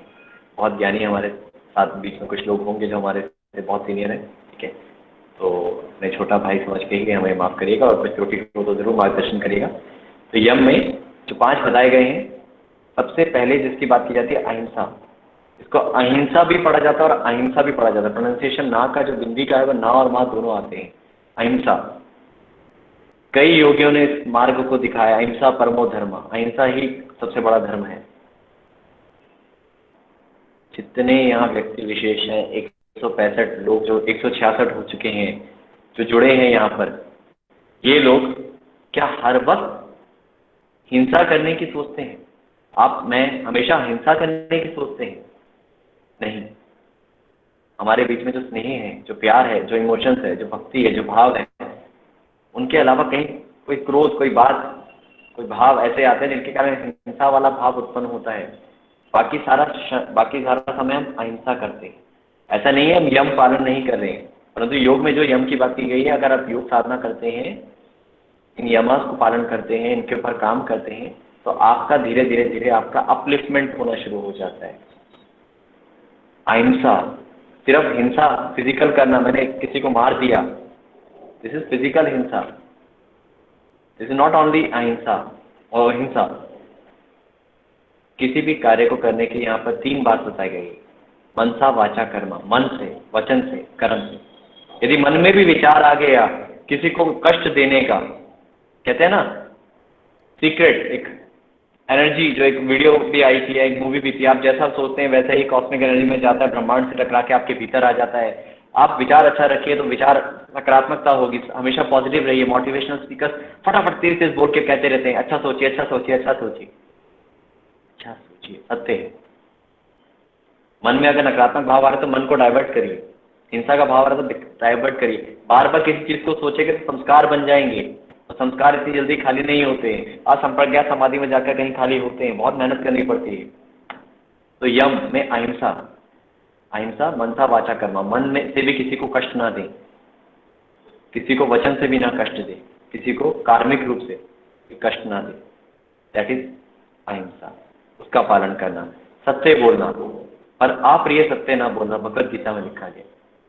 सत्य बोलना, और सत्य का यदि आप पालन करते हैं तो धीरे धीरे आपके अंदर इतनी वाक शुद्धि आ जाती है, आपके जीवन में सत्य का फ्रूट, आप किसी चीज की साधना कर रहे हैं और उसका फल मिलेगा ही मिलेगा, बट फल की इच्छा रखते हुए अगर करेंगे तो नहीं मिलेगा। आप लिमिट तय करके मुझे इतना ही करना है तो इतना ही कर पाऊंगा, मुझे 99 स्कोर करना है, 95 स्कोर करना है, इससे ज्यादा करना ही नहीं है, नहीं, लिमिट मत तय करिए। योग में बहना सीखिए, बियॉन्ड व्हाट्स नेक्स्ट, इसके आगे क्या है, तो सत्य, हमेशा सत्य बोलने की कोशिश करें। मनसा वाचा कर्म, और सत्य का फ्रूट होगा कि धीरे धीरे एक ऐसा आवामंडल उस व्यक्ति विशेष के आसपास बन जाता है कि वो जो बोलता है वही सत्य होता है और वही आसपास घटित होना शुरू हो जाता है। सत्य। अस्ते, चोरी ना करना, चोरी का भाव ना रखना, किसी से बिना पूछे कोई चीज ले जाना, उसको लौटा देंगे, वो भी कहीं ना कहीं भाव है। अस्ते, मनसा वाचा कर्मा, चोरी ना कर, जो हमारा नहीं है वो उसकी वासना भी ना करना, दूसरे के पास चीज देख के जेलसी होती है, ये मेरे पास होना चाहिए, तो वो अस्ते। और उसके बाद आता है अहिंसा, सत्य, अस्ते, अपरिग्रह, इकट्ठा ना करना, जितना है उसमें संतुष्टि। आज क्या हो गया है, हम इकट्ठा करके बैठे हैं। अभी देखिएगा आने वाले समय में एक चीज और अपरिग्रह होगी, इकट्ठा होगा। अभी तो हम इसका प्रयोग कर रहे हैं, मास्क, अलग अलग कंपनियों के अलग अलग ब्रांड के मास्क आने शुरू, लोग 10-10 ब्रांड 10-10 मास्क रखेंगे कि कपड़ों के साथ का मैच का ब्रांड पहने। अपरिग्रह, इकट्ठा कर रहे हैं। इसके ऊपर एक एग्जांपल, एक स्टोरी सुनाएंगे तो अच्छा रहेगा। एक फकीर थे एक शहर में, जिनका नाम बहुत ज्यादा प्रचलित था, जिनके दर्शन मात्र से कईयों का जीवन सुधर जाता था। तो एक विदेशी भाई बहन, हमारे विदेश के बंधु जब हिंदुस्तान घूमने आए तो शहर में गए तो वहाँ बोला गया कि यहाँ पे क्या बोलते हैं, दिल्ली के बॉर्डर इसमें पंकज जी म्यूट कर लीजिए, धन्यवाद। तो वहाँ विदेशी भाई बहन से बोला गया कि अगर आप यहाँ घूमना चाहते हैं तो ये चीज़ें तो देखिए, पर उस फकीर जी के पास भी जरूर जाइएगा, उस फकीर के भी दर्शन जरूर करिएगा। और वो फकीर के दर्शन करने गए तो देखा इतना नाम इस पूरे शहर में इनका है, पर उनकी कुटिया में क्या देखा, सिर्फ एक दीपक जल रहा और एक बर्तन बस। तो उन्होंने पूछा कि भाई आप इतने बड़े व्यक्ति विशेष जिसका इतना नाम है, ऐसी छोटी सी कुटिया में अंधकार में रह रहे हैं, एक दीपक और एक बर्तन, आपका साजो सामान कहाँ है, आपका बेड, आपके ये सब साज सामान कहाँ है। तो उन्होंने कहा आप कहाँ से आए हैं, उन्होंने कहा मैं इस फला कंट्री से आया हूँ। उन्होंने कहा वेयर इज योर लगेजेस, आपके where is your bed, where is your fridge, where is your LED and all whatever you have, जो हम चीज़ें इकट्ठी कर रहे हैं। ऐसा नहीं है आज की नेशनल जो ज़रूरत चीज़ें हैं उनको ना इकट्ठा करें, परंतु उसके अलावा ही उन्होंने बहुत सारी चीज़ें इकट्ठी कर रखी हैं। 50-60 जोड़ी इकट्ठी कर रखी है जूतों की, कईयों के पास घड़ियों का बहुत शौक है, एक से भी काम चल सकता है, वक्त वही बताइए। तो वहाँ उन्होंने कहा कि आपके साजो सामान कहाँ हैं, आपकी चीज़ें कहाँ हैं। तो वहाँ उन्होंने कहा मैं तो फॉरनर हूँ, मैं तो यात्रा करने आया हूँ, तो यात्रा करने आया हूँ तो मैं इतना सारी चीज़ें क्यों कैरी करूँ। तो फकीर ने भी यही कहा कि मैं भी तो यात्रा करने आया, इस देह आहार निद्रा भय और मैथुन जो 4 स्तंभ बताए गए हैं वो जानवर भी कर रहे हैं, मैं तो अपने आप को जानने आया, यात्रा करने तो आया, तो इतना सामान इकट्ठा करके क्या करूँ। और जिन्होंने सामान इकट्ठा किया ऐसा नहीं है वो बीमारी के चलते बच गए। तो अपरिग्रह, एकाग्र, इकट्ठा ना करना, जितनी आवश्यकता है उतना इकट्ठा करिए, ठीक है। और 5वां ब्रह्मचर्य, ब्रह्म के जैसा आचरण, हर वक्त एक ही जैसा भाव नहीं रखना, ब्रह्म के जैसा आचरण। तो ये थे यम, नियम, शौच, संतोष, तप, स्वाध्याय, ईश्वर प्रणिधान। शौच आंतरिक और बाह्य, आंतरिक शौच विचारों की शुद्धि, मनसा वाचा कर्मा, यहाँ भी 3 वही शब्द आएंगे, मनसा वाचा कर्मा। बाह्य शुद्धि, बाह्य शुद्धि के लिए हठ योग की बात करें तो बहुत अच्छा उसमें शोधन किया है, षट कर्मांश की बात की गई, आसन के माध्यम से, प्राणायाम के माध्यम से बात की गई। परंतु यहाँ जो मैं बात कर रहा हूँ शौच, तो शौच की बात कर रहा हूँ, आंतरिक विचारों की बात कर रहा हूँ, मनसा की बात कर रहा हूँ, वाचक की बात कर रहा हूँ, कर्म की। वाक शुद्धि होनी चाहिए, शौच, अच्छे शब्दों का प्रयोग करें, सकारात्मक ऊर्जा बनेगी। तो शौच, संतोष, जितना है उतने में संतुष्ट रहिए। तप, मानसा वाचा और कर्मा, वो तप होना चाहिए। अंजुम जी समय सीमा जरूर थोड़ी सी ऊपर जाएगी, 10-15 मिनट अनुमति है? बिल्कुल ललित जी, हमारे पास इतने कॉम्प्लीमेंट और कमेंट आ रहे हैं आपके ज्ञान पर और लोग बहुत खुश हैं अपने समय के लिए कि हम बहुत एंजॉय कर रहे हैं एंड दीज ऑल आर धन्यवाद धन्यवाद। Faculty members. मैं क्षमा चाहूँ, फीडबैक बाद में लेता हूँ। वो एक ऊर्जा से, एक एनर्जी है जो चल रहा है, जी, उसको मैं कंटिन्यू करता हूँ। जी तो कंटिन्यू। जी, तो बात कर रहे थे हम तप, स्वाध्याय, यानी तप की बात करें, तपना। एक सर्कस थी, मैंने कहा ना हर किसी की 10 के लिए 10 एक एग्जाम्पल था, और एग्जाम्पल से समझना मेरे लिए जीवन में बहुत आनंदित रहा है। मेरे गुरुओं के माध्यम से मुझे सिखाया गया, और मैं अपने स्टूडेंट्स को 4-5 हज़ार जो भी व्यक्ति विशेष स्टूडेंट मेरे माध्यम से सीख के गए हैं, उनको ही मैंने एग्जाम्पल्स के माध्यम से सिखाने की कोशिश की है।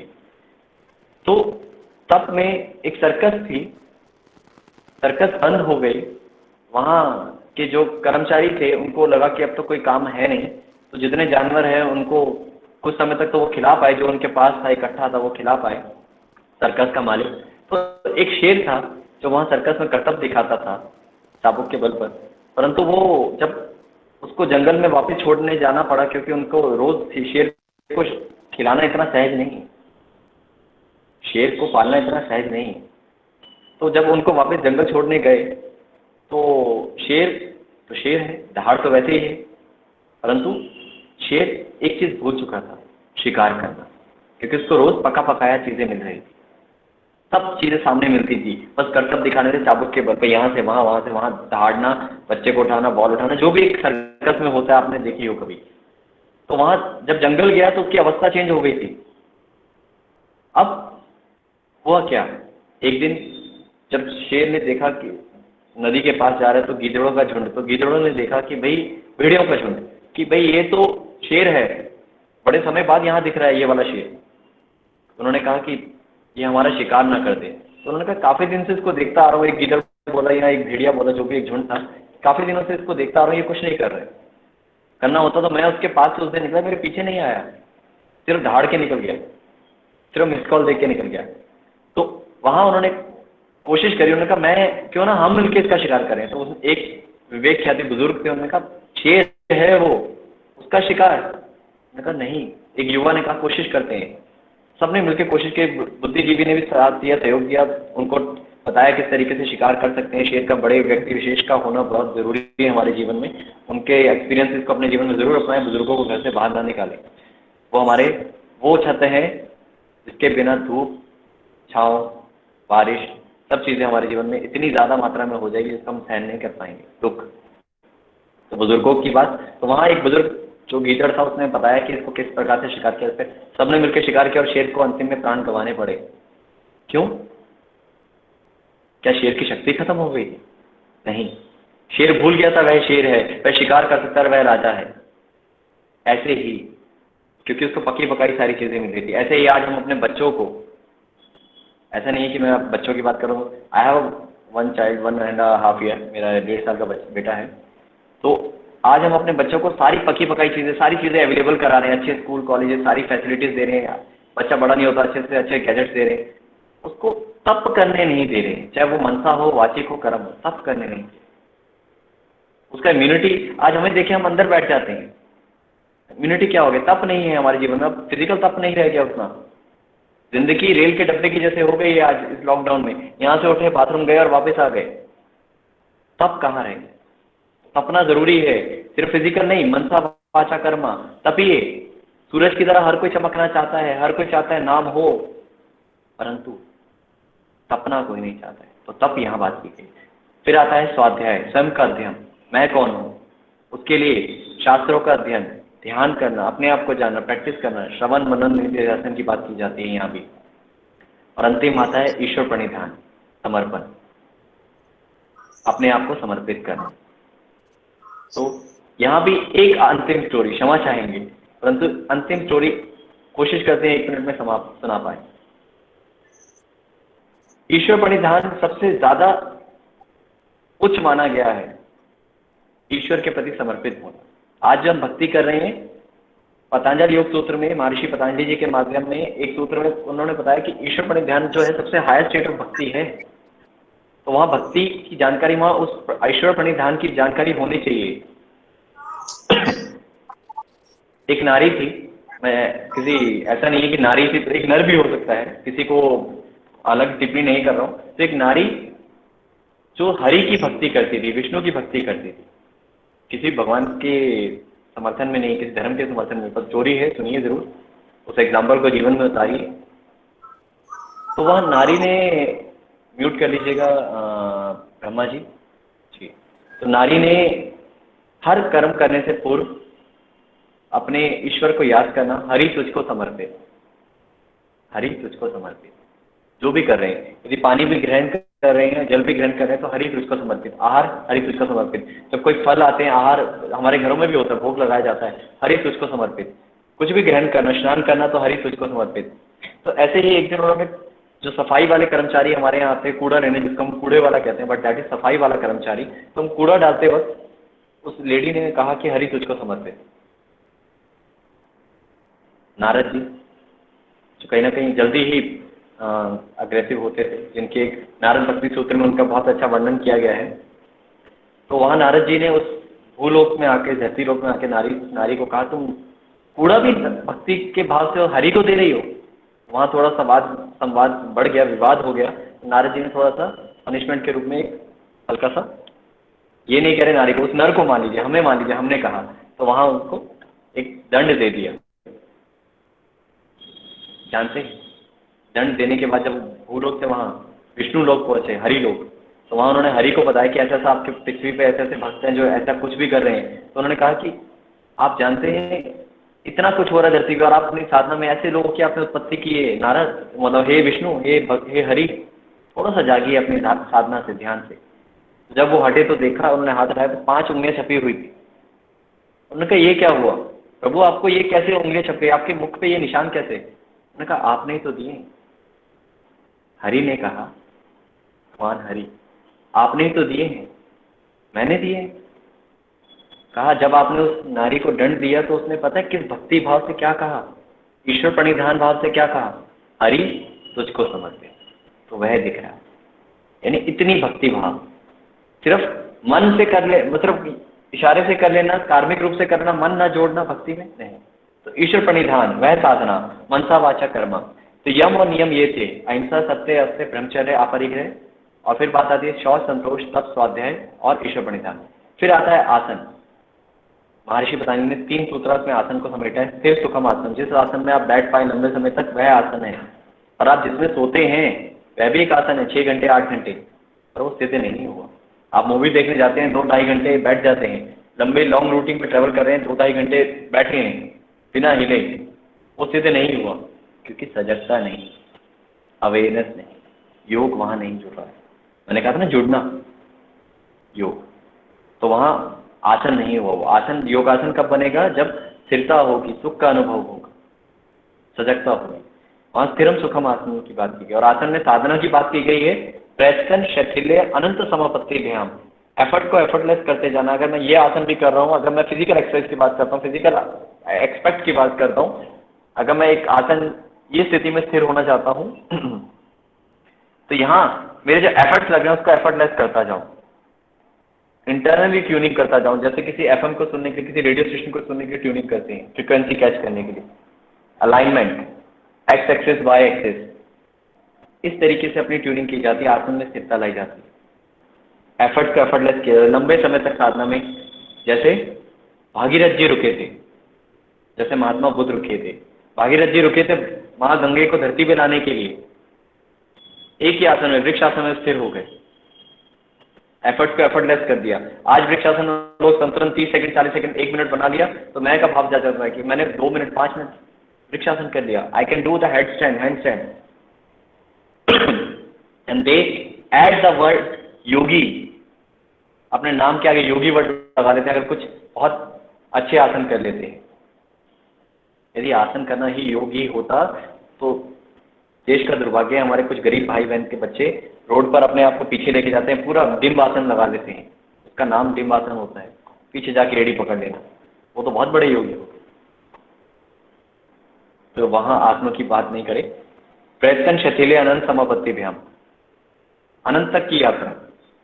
और इसमें लाभ क्या मिलेगा? ततो द्वंद्व अनिविघात, आपके भीतर के द्वंद्व खत्म हो जाएंगे। 3 सूत्रांश में आसन खत्म हो गया। ऐसे ही प्राणायाम क्यों उन्होंने बताया, उन्होंने नहीं कहा अनुलोम विलोम प्राणायाम करो, उन्होंने नहीं कहा सूर्य भेदी करो, जय करो, शीतकारी करो, महर्षि पतंजलि ने। ये सब जो बताए गए हैं ये हठ योग के ग्रंथों में बताए गए हैं। देयर आर टू एक्सपेक्ट, हठ योग मार्ग और अष्टांग योग, ये सब राजयोग की तरफ लेके जाते हैं जो हमने बात की थी। तो वहाँ जो बात हो रही है प्राणायाम, वहाँ 4 प्रकार के जो एक सूत्रार्थ में बात की गई, बाह्य वृत्ति, अभ्यंतर वृत्ति, स्तंभ वृत्ति, बाह्य अभ्यंतर विशेषित, यानी श्वास को बाहर छोड़ के रोक देना, भीतर भर के रोक लेना, भीतर ले लेना, बाहर छोड़ना, एक्सलेशन, इनहेलेशन, रिटेंशन, और ना आप ले रहे ना छोड़ रहे, अपने आप रुक जाना, एक ऐसी अवस्था आना जिसे केवल कुंभक भी कहा गया है हठ योग में। तो कुछ इस तरीके से प्राणायाम की चर्चा की गई। वहाँ नाम नहीं बताए, वहाँ साधना करने का मार्ग दिखाया है। वो मोती हैं और मोतियों में छोटा मोती होता है, चमक ज़्यादा होती है। कम में बहुत बड़ी बात की, गागर में सागर की बात की। एक सूत्र में एक पंक्ति लिख दी महर्षि पतंजलि जी ने, पतंजलि योग सूत्र में, बस जितना आप उसका एक्सपीरियंस कर सकते हैं वास्ट, उतना आपको मिलेगा। You can attain the samadhi in the shirshasana, you can attain anything, but उसको उस पथ पे चल के पाए तो। प्राणायाम आखिरी जो बाह्य रंग योग का आखिरी है, प्रत्याहार, control of senses, withdrawal of senses, इंद्रियों का नियंत्रण। और मुख्य इंद्रियों की बात करूं तो आपकी आंखें, कर्ण और नासिका। ध्यान में जब हम बैठते हैं, सब लोग जब मेडिटेशन करते हैं तो आंखें बंद कर लेते हैं, स्थिरता ले आते हैं, चाहे चेयर का सपोर्ट करें, चाहे आजकल बहुत सारे ब्लॉक्स आ गए हैं, बहुत सारी कंफर्टेबल प्रॉप्स आ गए हैं जिसको हम प्रयोग में लाते हैं। स्किन स्टेबल हो गई, बॉडी स्टेबल हो गई। शुद्धिकरण में तो स्किन की बात की गई है कठोपनिषद में, कि जहाँ सबसे पहले स्किन को, यानी आपके चर्म को, आपके शरीर को, भौतिक शरीर को साधा जाए, जहाँ ऊष्म और कोल्ड यानी गर्मी और सर्दी का प्रभाव, एक अत्यधिक टेम्परेचर मान लीजिए -10 और +50 आपकी बॉडी को प्रभाव न डाले। अगर इतना आपने अपनी बॉडी को तैयार कर लिया तब आप पात्र हैं आगे करने के, ऐसी बात की गई है। जहाँ गर्मी और सर्दी का प्रभाव नहीं पड़ता तब फिजिकल बॉडी तैयार है साधना की। तो जब इंद्रियां सहज करनी है, प्रत्याहार करना है, तो स्थिरता लाए। उसके बाद कानों की, आंखों की, नासिका की, जीवा का, इन इंद्रियों का संग्रह, कंट्रोल, इसके लिए साधना है प्रत्याहार करने के लिए। योग निद्रा भी बहुत प्रचलित है, बिहार स्कूल ऑफ योग की एक परंपरा। ये थे बाह्यरंग योग। अंतरंग योग धारणा, ध्यान, समाधि। अंतिम 30 सेकंड आपको कुछ ड्रॉ करके दिखाना चाह रहे हैं, आशा करेंगे आप तक दिख जाए।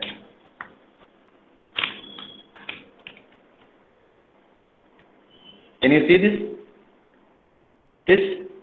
जो टूटी लाइन्स दिखाई है, दिस इज धारणा, दिस इज ध्यान, दिस इज समाधि।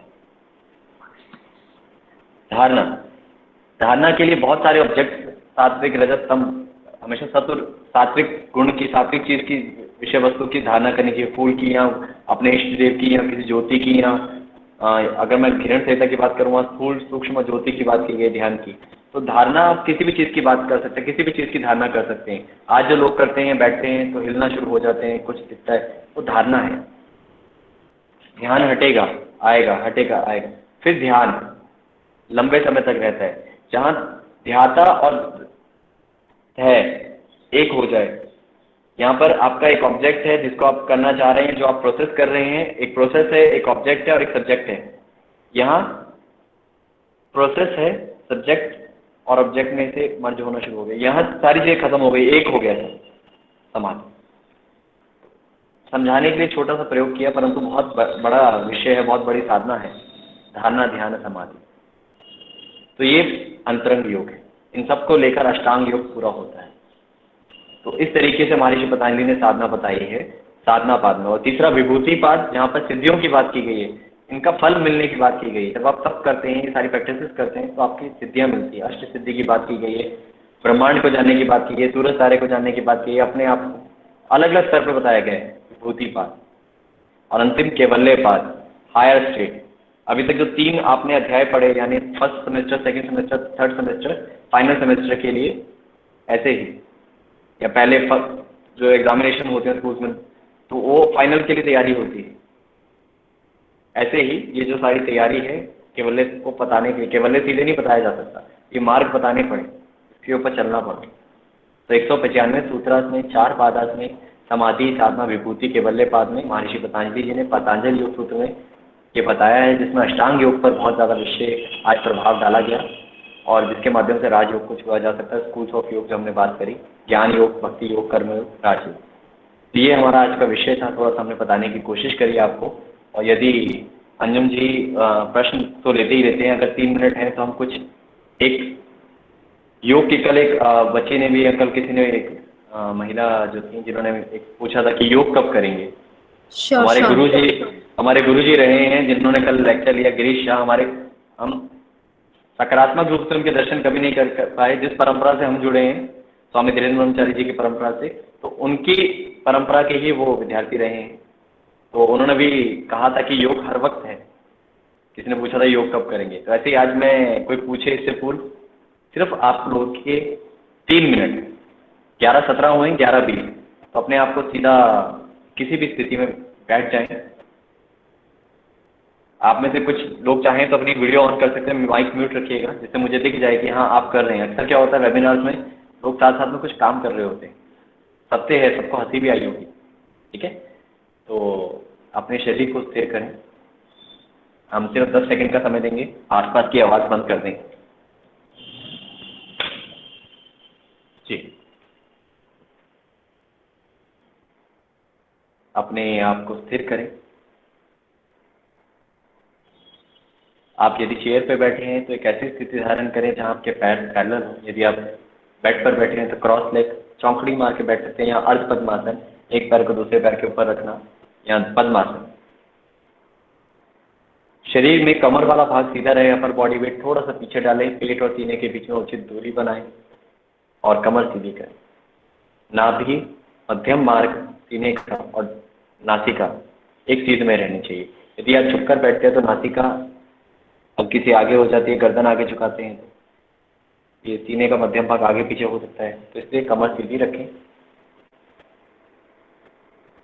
और अब शरीर को एक स्थिति प्रदान करने के बाद हाथों को ज्ञान मुद्रा इस प्रकार या सहज बिना किसी मुद्रा के बैठिए, शरीर ऐसा रख सकते हैं।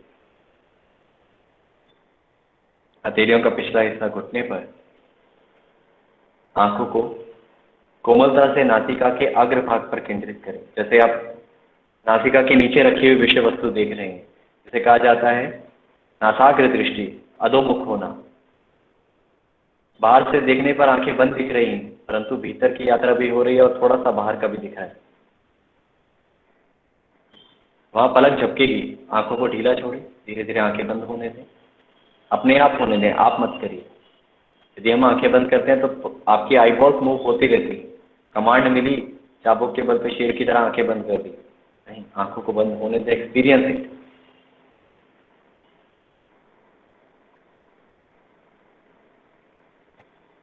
पुनः एक बार कमर को जांचें।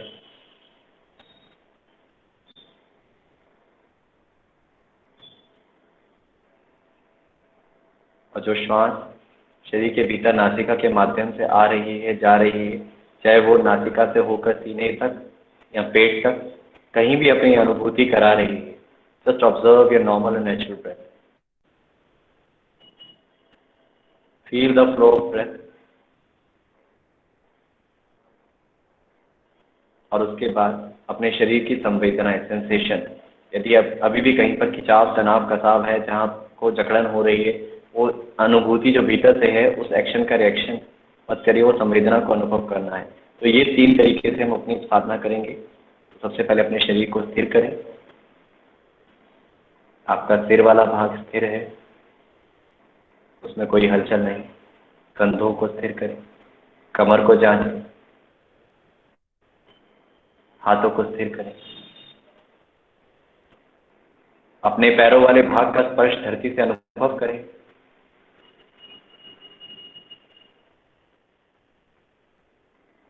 शरीर का आकार, भौतिक शरीर का अनुभव करने के बाद अपने भीतर आने और जाने वाली श्वास का अनुभव। पूरे दिन में 21,600 श्वास आकर चली जाती है, सजगता नहीं हो पाती। और श्वास की एक खासियत है, जब देखते हैं तो कुछ क्षण में उसमें बदलाव आता है। देख जाए,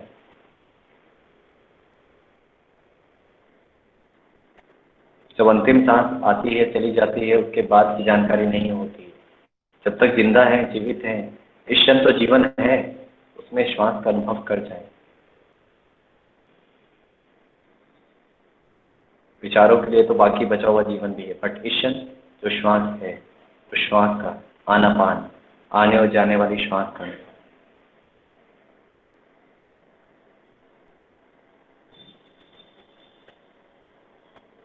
चाहे वो नासिका में है, सीने में है, पेट में है, अपनी अनुभूति जहां भी करा रही है, अनुभव करें।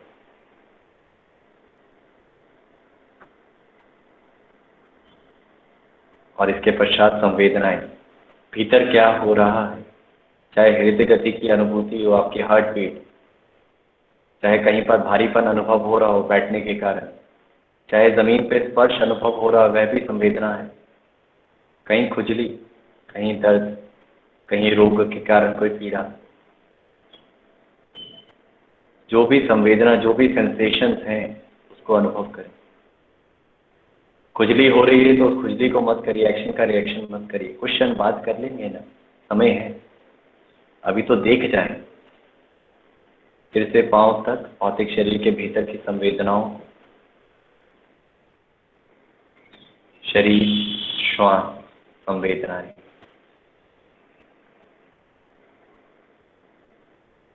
और भीतर यदि विचार भी आ रहे हैं तो वह एक संवेदनाओं को प्रकट कर रहे हैं। देख जाएं, रोके नहीं, बांधे नहीं, जांचे नहीं। दृष्टा भाव, सदा दृष्ट स्वरूप अवस्था, अपने स्वरूप को देखने का भाव करें।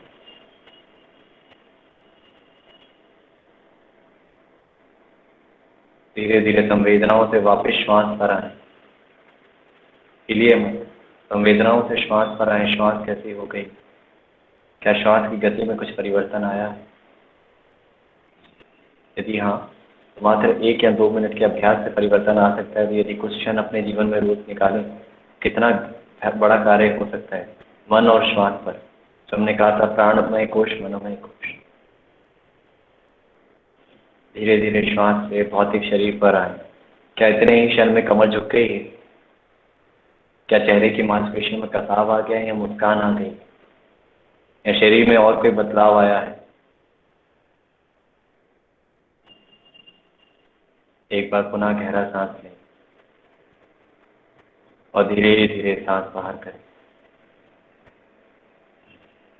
फिर पुनः गहरा श्वास लें। श्वास गहरा सिर्फ सीने में नहीं लिया जाता है, नीचे से भरा जाता है, जैसे एक बर्तन भरते हैं।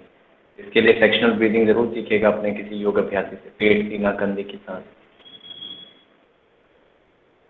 धीरे धीरे सांस बाहर करें। और अब धीरे से अपने स्थान पर ही दोनों हाथ नमस्कार मुद्रा में, शांति मंत्र, शांति भाव से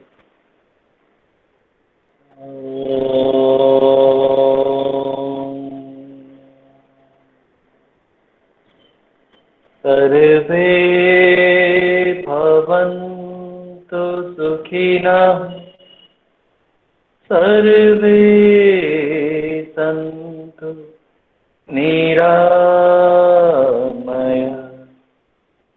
सर्वे भद्राणि पश्यन्तु, मा कश्चित् दुःखभाग् भवेत्, मा कश्चित् दुःखभाग् भवेत्। ॐ शान्ति शांति शांति। आदि भौतिक, आदि दैविक, आध्यात्मिक दुखों को दूर कर पाए, तापों को दूर कर पाए, इसी भाव से शांति शब्द का जाप 3 बार होता है। और सभी अच्छा देखें, सभी सुखी रहें, सभी निरोगी रहें, किसी प्रकार का कोई रोग उनके जीवन में ना रहे, इसी भाव से हमने मंत्र उच्चारण किया। समय लेते हुए अपनी हथेलियों को बिना रगड़े आंखों पर रखें और हथेलियों के गड्ढे वाले कर्मनुमा आकृति का, उसके बीच की ऊर्जा को, ऊष्मा को अनुभूति करें आंखों पर, और वहीं धीरे धीरे अपनी आंखें खोलें। कहा था ना, योग में बहना होता है, और बहते बहते हम 11:26 पे ले आए 11 बजे के समय को। क्षमा।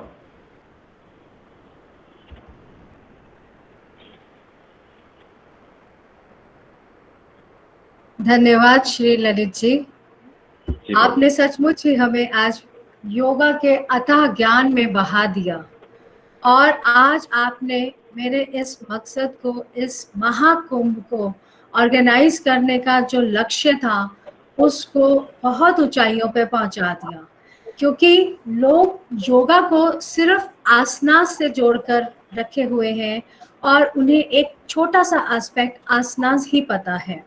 और इस जी। महाकुंभ का जो आयोजन है उसका मेन फोकस यही था कि लोग योग के और सारे आयामों को और सारे जो ज्ञान है उसको समझें, उसको अपने जीवन में उतारें और इसका लाभ ले सके, क्योंकि योग में बहुत कुछ छुपा है जिसका हमें ज्ञान ही नहीं है।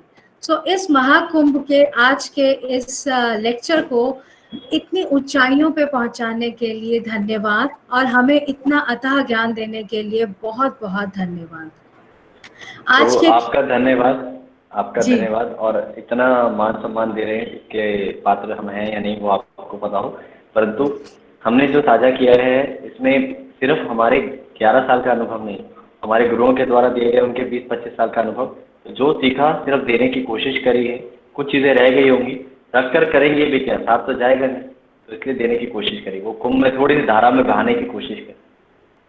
जी, उसमें आप बहुत बहुत सक्सेसफुल रहे और धन्यवाद। आपने कहीं ना कहीं, मुझे लगता है कि आज का ज्ञान सुनने के बाद बहुत सारे लोग जिन्होंने आज सुना वो अब आपके दिए हुए मार्गदर्शन के रूप में और ग्रंथों को पढ़ने की कोशिश करेंगे।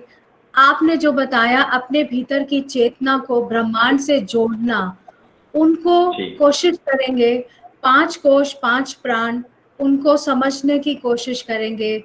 और आपका बिल्कुल। सबसे अच्छा वक्तव्य आज का, ईश्वर सब अच्छा। जानता है, ईश्वर सब ईश्वर के जानता प्रति है। समर्पित होना।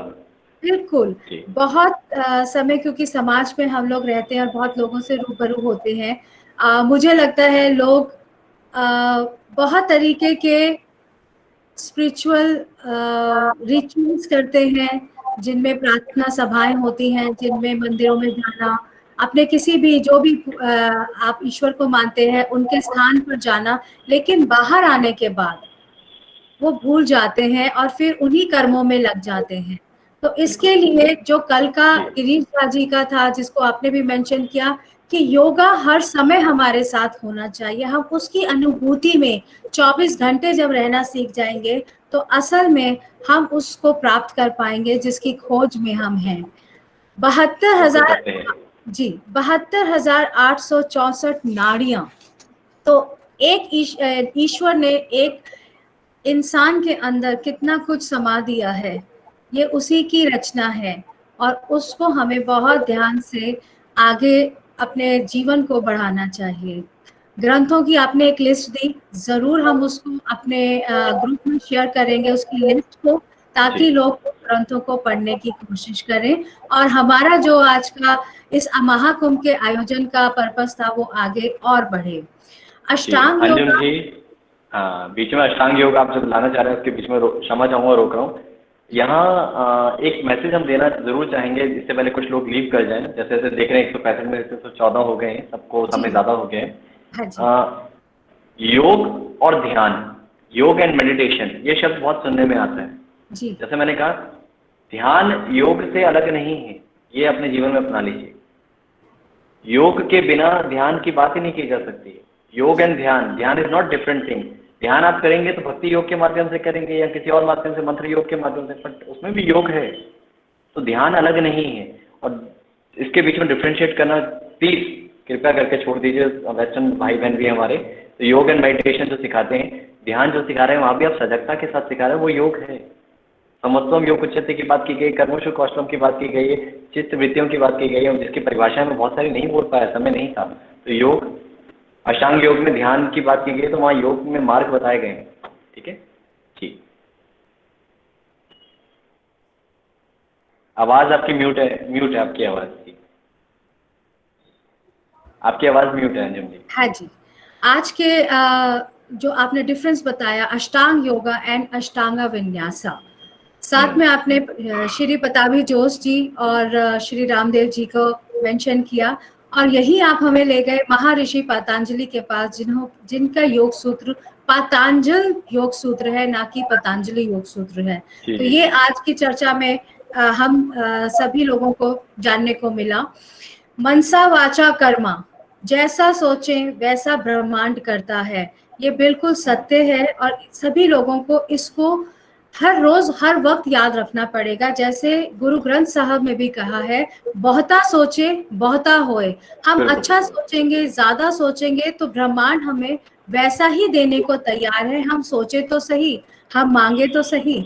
सो लिमिट ना करें, सोच को आगे बढ़ाएं, सत्य बोलें, चोरी ना करें, स्वाध्याय करें, स्वयं का अध्ययन करें, और अलाइनमेंट एंड ट्यूनिंग करने की कोशिश करें, जिससे भीतर का द्वंद जो है वो समाप्त खत्म हो हो। सके। मैं आपको बहुत बहुत प्रणाम करती हूँ ललित जी। आपको नमन प्रभु, इतना मैं सारा को इतने इतने कम शब्दों में पिरो दिया। हम तो बह गए थे, आपने पूरे सार को इतनी जल्दी पिरो दिया कि यदि जैसे अध्याय भगवत गीता के 700 सूत्रार्थ को 18 अध्यायों में भगवान कृष्ण ने इतने समय में दिया, और आपने इतने क्षण में उसका सार बता दिया। नमन आपको आपके भी व्यक्तित्व को। नमन, आपको भी नमन।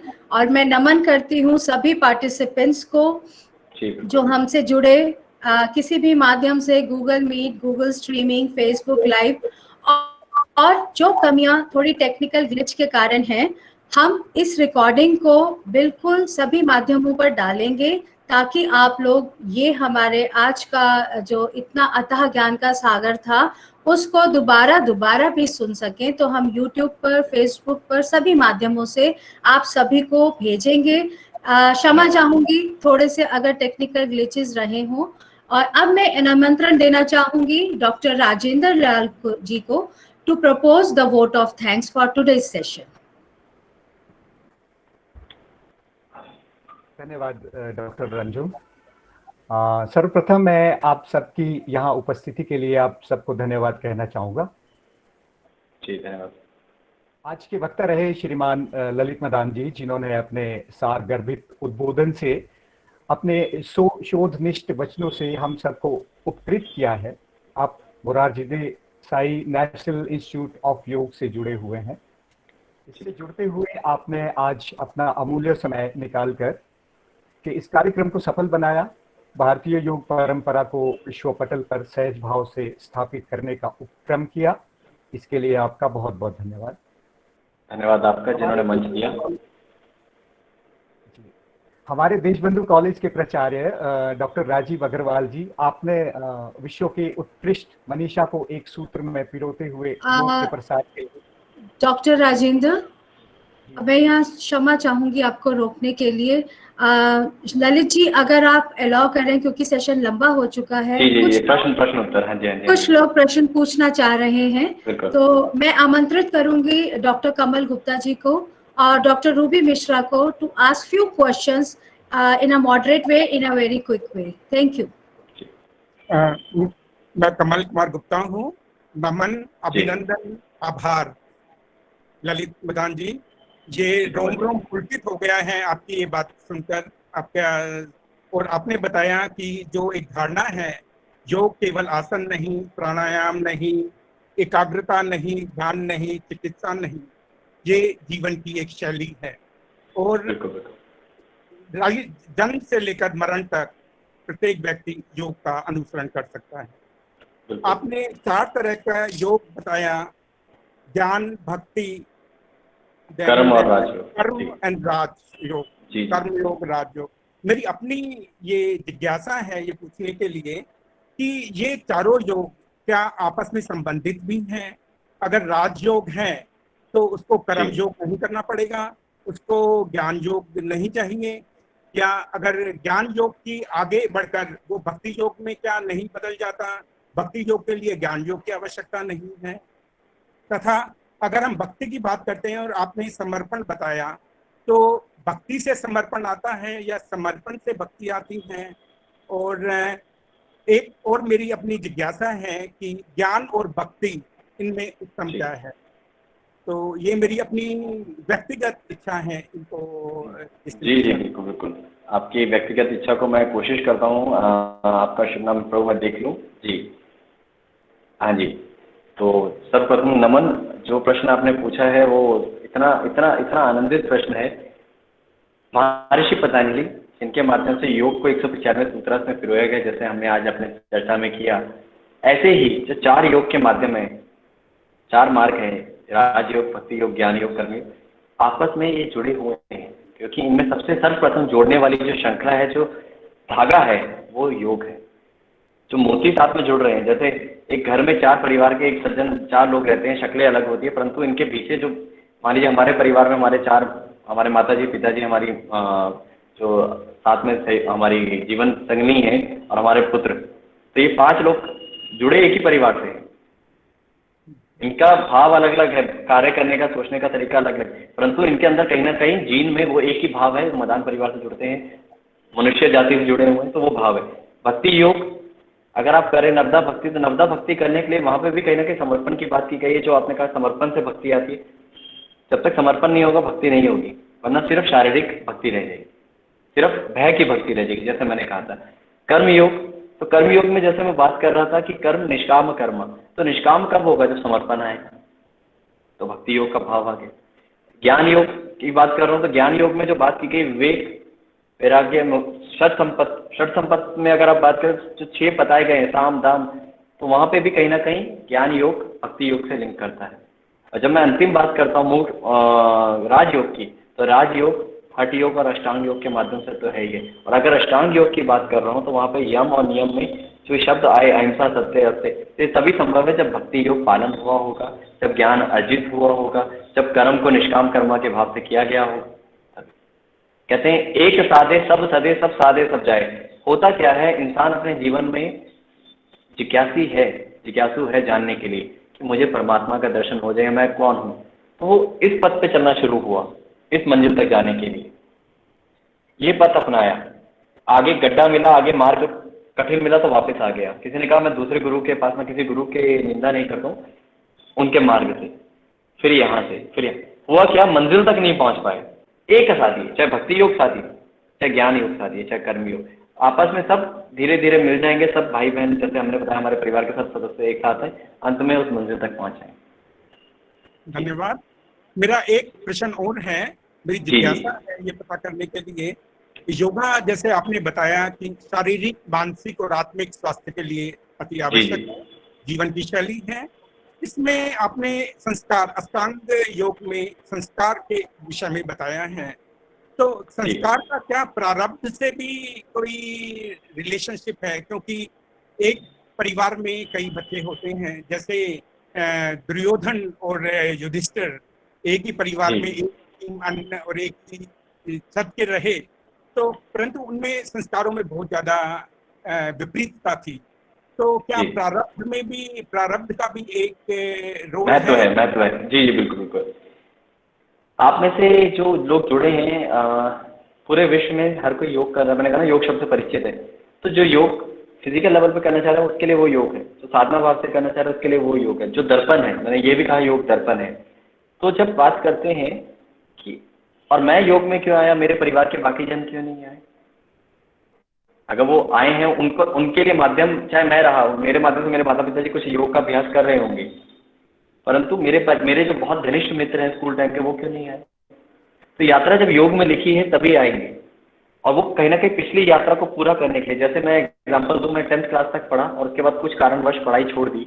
15-20 साल मैंने पढ़ाई नहीं की, फिर जिज्ञासा जागी कि मैं पढ़ता हूँ, तो मैं जब पढ़ाई शुरू करूँगा, तो पंकज, आई थिंक पंकज जी आपका नाम है, पंकज जी, उसमें मुझे 10वीं क्लास में ही एडमिशन मिलेगा या 9वीं में मिलेगा, मुझे नर्सरी से शुरू नहीं करना पड़ेगा। तो ऐसे ही जहाँ साधना पीछे छोड़ी है, उसको भोगने के लिए, उसको आगे पूरा करने के लिए हम अपने कर्मास करते हैं, हम जीवन में आते हैं और अपने जीवन में कितना इकट्ठा कर पाते हैं। वही कहा था मैंने कि आहार, निद्रा, भय और मैथुन, इन 4 में ना अटक के साधना एकत्रित करें, इकट्ठा करें। अगर करना है तो साधना करें। ऐसे ही दुर्योधन और उनकी बात करें तो उनके पुराने कर्म, उनके पुराने प्रारब्ध भी है। और जो बात करें, जैसे मैंने कहा कि आहार, वो आहार कैसा ले रहे हैं हम, जैसे मैंने शुरू में मेरे इंट्रोडक्शन में कहा कि मैं स्कूल में भी सिखाता हूँ, तो बच्चों को मैं इस स्तर पे सिखाता हूँ कि हमारे भीतर 2 बुल हैं, 2 सांड हैं जो लड़ रहे हैं। एक अच्छा और एक बुरा। आप जिसको ज़्यादा फीड करते हैं वो स्ट्रांग होता है। देवता और दानव, आप किसको देते हैं, आहार कैसा ले रहे हैं। मैं जब यहाँ से मुख से आहार ले रहा हूँ, उस आहार को करते वक्त मेरे आसपास का आभा मंडल कैसा है, तो वो मेरा वैसा ही संस्कार बनेगा। यहाँ से जो मैंने अध्ययन किया है, जो सुना है, एक बार सुनने में संस्कार नहीं, अच्छा लगा हो कोई बात तो भीतर आ गई, बार बार सुनने पर भीतर।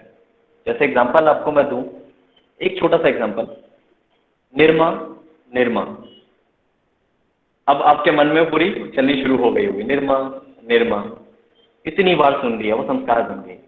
आप घर से जहाँ निकलते होंगे, मेट्रो का माध्यम या कोई भी माध्यम साधन प्रयोग करते होंगे अपने गंतव्य तक जाने के लिए, इतने लोगों को देखते होंगे, क्या सबके चेहरे याद हैं? नहीं। उन कुछ व्यक्ति विशेष के चेहरे याद है जिनको आप रोजाना देखते हैं, जिनकी इंद्रियों, आपकी इंद्रिय जिनको ग्रहण करके रिसेप्टर्स अंदर तक पहुंचाते हैं, वो संस्कार बनते हैं। अच्छे और बुरे कोई विचार ऐसे बार बार हम सोचते हैं किसी चीज को, तब वो संस्कार बनते हैं। खाली करने का माध्यम क्या है? अभ्यास और वैराग्य। अपनी साधना करते जाएं और वैराग्य डिअटैच होते हैं। धन्यवाद। तो आज वित्त की आवश्यकता है, जो जहां हम ईर्ष्या, द्वेष, प्रतियोगिता, कंपटीशन इसके रह रहे हैं, तो मात्र योग ही एक ऐसा विकल्प है जिससे हम एक मन की शांति और जीवन का उद्देश्य पा सकते हैं। बिल्कुल बिल्कुल, धन्यवाद धन्यवाद।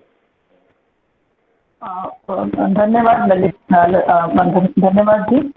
ये आज ऐसा है कि आज ये जो आपने एक सेशन था इस कराया और हर वक्त योग में बात की, तो प्रश्न बहुत कम आए, अपने आप ही उन प्रश्नों का मुझे लगता है कि उत्तर भी उन्हें अपने आप मिल गया। मेरा भी ये संशय है, ये प्रश्न है वो कि लतिका जी है, मतलब एक लाइन डाली है और ये ऐसा मुझे भी लगा, और इतना अच्छा आपका सेशन रहा कि आपने बहुत सारे आयामों को, मैनी स्ट्रैंड्स टच्ड अपॉन, तो बहुत सारे आयामों को एक मतलब 1 घंटे के सेशन में आपने लिया। तो ऐसा तो वो समय तो ज्यादा ले लिया, क्षमा। नहीं फिर भी इतने सारे हो गए और उसके लिए समय हमारे लिए बहुत कम था। और एक मेरा अपना सवाल है जिसको कहेंगे कि क्या हम बिना गुरु के ये धारणा, ध्यान और समाधि तक पहुंच सकते हैं, या योग के उस समाधि के उस लेवल तक पहुंचने के लिए हमें किसी न किसी गुरु की आवश्यकता होती है? यहाँ मैं महात्मा बुद्ध की बात करूँ तो ज़्यादा अच्छा होगा। महात्मा बुद्ध जो बुद्धिज्म को फॉलो करते हैं उनका मैं बहुत मान करता हूँ, मैं भी कहीं ना कहीं बुद्ध की प्रतिमा। महात्मा बुद्ध ने मरण उपरांत, मरण से पूर्व पहले कहा था, मरण उपरांत नहीं, मरण से पूर्व जब शरीर त्यागा और समाधि को छुआ था कि मेरे जाने के बाद मेरी प्रतिमा मत बनाना। पर आज सबसे ज़्यादा व्यापार महात्मा बुद्ध की प्रतिमा का होता है। ठीक है, महात्मा बुद्ध भी सच की खोज में निकले थे जब उनको पता नहीं था। 18 साल का एक व्यस्क एडल्ट जिसको ये नहीं पता कि बुढ़ापा भी कुछ होता है, बीमारी भी कुछ होती है, मृत्यु भी कुछ होती है, तब वो बुद्ध नहीं थे। कहीं ना कहीं बुद्धू वाला भाव था, जिनको ज्ञान नहीं था। बुद्ध की राह के लिए खोज में निकले, गुरुओं के पास गए, सत्संग में बैठे, अध्ययन किया चीजें, पर कहीं ना कहीं प्यास बाकी थी, भीतर का गुरु जगाना बाकी था। तो उस भीतर की गुरु की तलाश में बैठ गए उस निम्बनी इस वृक्ष के नीचे, अपने शरीर को तपाया भी, स्वाध्याय भी किया, और धीरे धीरे अपने अंदर के भीतर के गुरु को जागृत करते करते बुद्धत्व की राह लेते हुए बुद्ध हो गए। यदि आपके अंदर वो कर्म निष्ठा है, आपके अंदर वो उत्साह है, साहस है, धैर्य है, जो हो रहा है उसको मैं देखूंगी, जो भी आपका प्रभु नाम है, तो उस प्रभु उसको आपका देखने का भाव है। यदि मैं ऐसे बैठा हूँ, मेरे पैर में भारीपन आ गया तो उसको मैं देखूंगा। ध्यान करने के लिए मैं बैठा हूँ तो पिंस एंड नीडल सेंसेशन हो रहे हैं, इसके आगे क्या है? हम अपने सारे स्टूडेंट्स को यही कहते हैं, व्हाट्स नेक्स्ट। बस इस भाव से यदि आप देखना शुरू कर दें और समर्पण भाव से, तो आपके भीतर बदलाव आएगा। परंतु वो जो बदलाव आया वो क्षण भर का है। आप अगली बार भी उस बदलाव का पीछा करें, ढूंढने की कोशिश करें नहीं। आपका आहार कैसा रहा उस समय पे, वैसा बदलाव रहा। सात्विक आहार, सात्विक निद्रा, सात्विक विचार, ऐसा ही आपको उस समय आपकी साधना में बदलाव आया। तो आप अगर जीवन में सात्विकता लाते हैं और ऐसे अभ्यास करते रहते हैं तो आपके बदलाव धीरे धीरे बढ़ते जाएंगे। जैसे खुदाई करने पर, यहाँ खुदाई करूँ तो मिट्टी मिलेगी, मिट्टी की खुदाई करने के बाद गार मिलेगा, गार की खुदाई करने पर थोड़ा सा और हो सकता है पानी मिले, और खुदाई करने पर हो सकता है नीचे मेट्रो खड़ी मिल जाए, तो और खुदाई करने पर जितना नीचे जाएंगे, जितना डीप में जाएंगे, आपको उतनी गहराई मिलती जाएगी। बस सही जगह खोदना शुरू करिए और साहस और धैर्य और उत्साह रखिए। जी। रूबी जी, आशा करते हैं आपके प्रश्न का उत्तर दे पाए हैं। Moderators, any more questions? और किस, जैसे रूबी जी ने शुरू में कहा कि हमारे प्रश्नों का, कईयों के प्रश्नों का उत्तर मिल ही गया, तो होता क्या है रूबी जी, जैसे एक अगरबत्ती जलती है या धूप बत्ती जलती है और उसके समाप्त होने के बाद उसकी खुशबू का इम्पैक्ट बना रहता है, प्रभाव बना रहता है जलने के बाद भी। ऐसे ही जब इंसान योग को अनुभव करता है ना, चाहे उसने 3 मिनट की अभ्यास किया या इतना सुनने के बाद श्रवण किया, उसको थोड़ा सा भी अनुभव करने की कोशिश करी आप सबने, तो आपके भीतर की कई जिज्ञासा जागती है, परंतु अंदर तृप्ति वाला भाव आ जाता है, संतोष वाला भाव आ जाता है। वो खुशबू का आनंद अभी हो सकता है कईयों को इतना हो रहा हो कि वो अभी बाहर नहीं है, बाद में बहुत सारे प्रश्न उठ जाए। तो आप मेरे को परेशान कर सकते हैं, ललित मदान फेसबुक पे हैं, परंतु 5000 हो चुके हैं, तो आप पेज भी है उस पर आ सकते हैं या अंजुम जी के माध्यम से हमारे साथ जुड़ सकते हैं। धन्यवाद। और कोई प्रश्न है तो पूछ लीजिए। एक आ रहा है, what is the integrate approach of योग? इंटीग्रेट शब्द का अर्थ बता दीजिए प्रभु, थोड़ा उसको और अच्छे से हम बता पाए। अंजुम जी।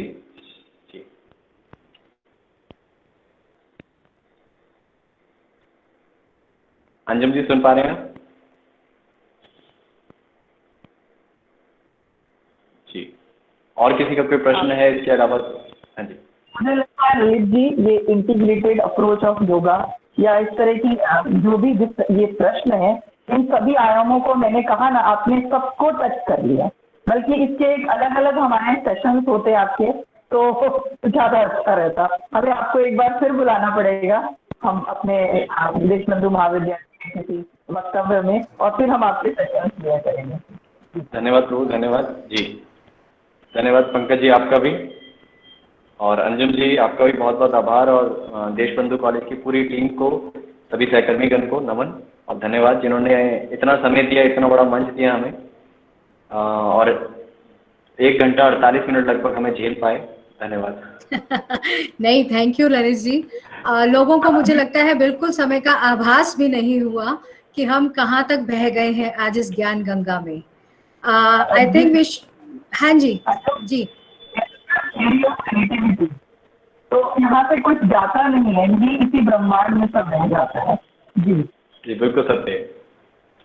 बिल्कुल। तो आज का इतना ब्यूटीफुल सेशन हम यहीं स्टॉप करते हैं, और आप लोगों के जो भी क्वेश्चंस हैं, आप लोग प्लीज, हम लोग अभी इसकी सारी रिकॉर्डिंग दोबारा चैट्स वगैरह को हम लोग नोट डाउन करेंगे, और आपकी क्वेरीज को हम ललित जी तक जरूर पहुंचा देंगे, और हम कोशिश करेंगे आपके आंसर्स आप लोगों को मिल जाए। आप जुड़ सकते हैं ललित जी से उनके फेसबुक पे, किसी को भी कोई प्रॉब्लम हो आप मेरे से कांटेक्ट कर सकते हैं, एंड हम सब जो है इस ज्ञान गंगा में जरूर गोते लगाएंगे। ओवर टू डॉक्टर राजेंद्र जी। योगी मत बनिए, योग अभ्यासी बनिए, योग साधक बनिए, सजगता रखिए। योगी बनना बड़ी काम है, वो उसको होने दीजिए जो बन रहे हैं, बट आप सजग रहिए, अवेयर रहिए, समाज के लिए कुछ अच्छा करिए। अंतिम एक छोटा संदेश, एक देह का, एक शरीर का जब जन्म लिया, चाहे वो अंजुम जी के रूप में हो, मेरे रूप में हो, पंकज जी के या रूबी जी के या डॉक्टर राकेश से जो आने वाले, तो दायित्व यही था कि पहले जिस जगह, जिस धरती पे जन्म लिया, उस धरती का, उसके लिए जो आपका कर्तव्य है उसको पूरा किया जाए, जिस मातृ पितृ के माध्यम से लिया उसके लिए, और तीसरा आपका, आपके जो परिजन है, जो आपके मित्रगण हैं या परिवार बंधु हैं उनके लिए, समाज के लिए, और चौथा अपने लिए। पर आज थोड़ा सा उल्टा हो गया, इंसान पहले अपने लिए सोच रहा है, फिर अपने हस्बैंड वाइफ बच्चों के लिए, फिर मातृ पितृ कहीं और, फिर समाज, फिर देश। ऐसा ना हो, तो समाज देश को पहले रखिए। धन्यवाद। बहुत ही ब्यूटीफुल मैसेज आपका कि देश सर्वोपरि है, और हमारे लिए, सबके लिए सबसे पहले अपने देश को आगे रखना हमें आना चाहिए, और उसी के हिसाब से फिर हमारा जीवन अपने आप ही सार्थक हो जाएगा। धन्यवाद ललित जी इतने अच्छे मैसेज के लिए। And over to doctor Rajendra Lal now. जी मैम, धन्यवाद। एक मिनट और लूंगा मैं बस। मैं आप सभी का यहाँ उपस्थिति के लिए आप सबको धन्यवाद करना चाहूँगा। आज के वक्ता श्रीमान ललित मदान जी, आपने सारगर्भित उद्बोधन से, अपने शोधनिष्ठ वचनों से हम सबको उत्कृष्ट किया। आज आपने अपना अमूल्य समय निकालकर इस कार्यक्रम को सफल बनाया, भारतीय योग परंपरा को विश्व पटल पर सहज भाव से स्थापित करने का उपक्रम किया। इसके लिए आपका बहुत बहुत धन्यवाद। धन्यवाद। हमारे देशबंधु कॉलेज के प्राचार्य डॉक्टर राजीव अग्रवाल जी, आपने विषयों के उत्कृष्ट मनीषा को एक सूत्र में पिरोते हुए योग के प्रसार के लिए इस प्रकल्प को मूर्त रूप प्रदान किया, जिससे हम सभी आपके आभारी हैं और आपको धन्यवाद अर्पित करते हैं। इसके अतिरिक्त हमारे साथ विदेशों से भी कुछ लोग जुड़े हैं इस पर्टिकुलर सेशन के लिए। I would like to thank all आने वाले स्पीकर्स भी हैं, तो I would like to thank all people who have joined us for this particular session for today. इसके अलावा मैं धन्यवाद करता हूँ डॉक्टर के गुप्ता जी का, डॉक्टर रूबी मिश्रा का, जिन्होंने आज लोगों के प्रश्नों को आपके समक्ष रखा। हालांकि ज़्यादा प्रश्न नहीं थे क्योंकि क्लैरिटी बहुत ज़्यादा थी। इसके अलावा मैं धन्यवाद समर्पित करता हूं आदित्य सक्सेना जी को, जो IQAC इस कार्यक्रम के संयोजक है और नियमित रूप से अपने तकनीकी सहायता के साथ इस कार्यक्रम को सफल बना रहे हैं। IQAC आपका बहुत बहुत धन्यवाद। इस वेबिनार श्रृंखला में प्रतिभाग कर रहे आप सभी प्रतिभागियों का, फेसबुक लाइव से जुड़े सभी बंधुओं का और तकनीकी सहायता प्रदान कर रहे आप सभी महानुभावों का बहुत बहुत धन्यवाद। नमस्ते। नमस्ते। जो प्रश्न रह गए हैं हमारे तक पहुंचा दीजिएगा। अभी कुछ प्रश्न देखने में आ रहे हैं अंजू जैन जी का, दीपक जी का, हम उत्तर बाद में देते हैं। ठीक है, धन्यवाद। देश बंधु परिवार की तरफ से मैं यहाँ सबको प्रणाम करती हूँ। कल हम फिर मिलेंगे इस सेशन में। कल के हमारे वक्ता होंगे प्रोफेसर राजीव चौधरी जी, और वो है प्रोफेसर पंडित रविशंकर यूनिवर्सिटी से। और हम आशा करते हैं कल का सेशन भी आप सबके लिए एक ज्ञान गंगा का प्रवाह होगा। धन्यवाद। आपका दिन धन्यवाद। धन्यवाद। हरिओम। हरिओम। हरिओम। राधे राधे। राधे राधे। राधे राधे। राधे।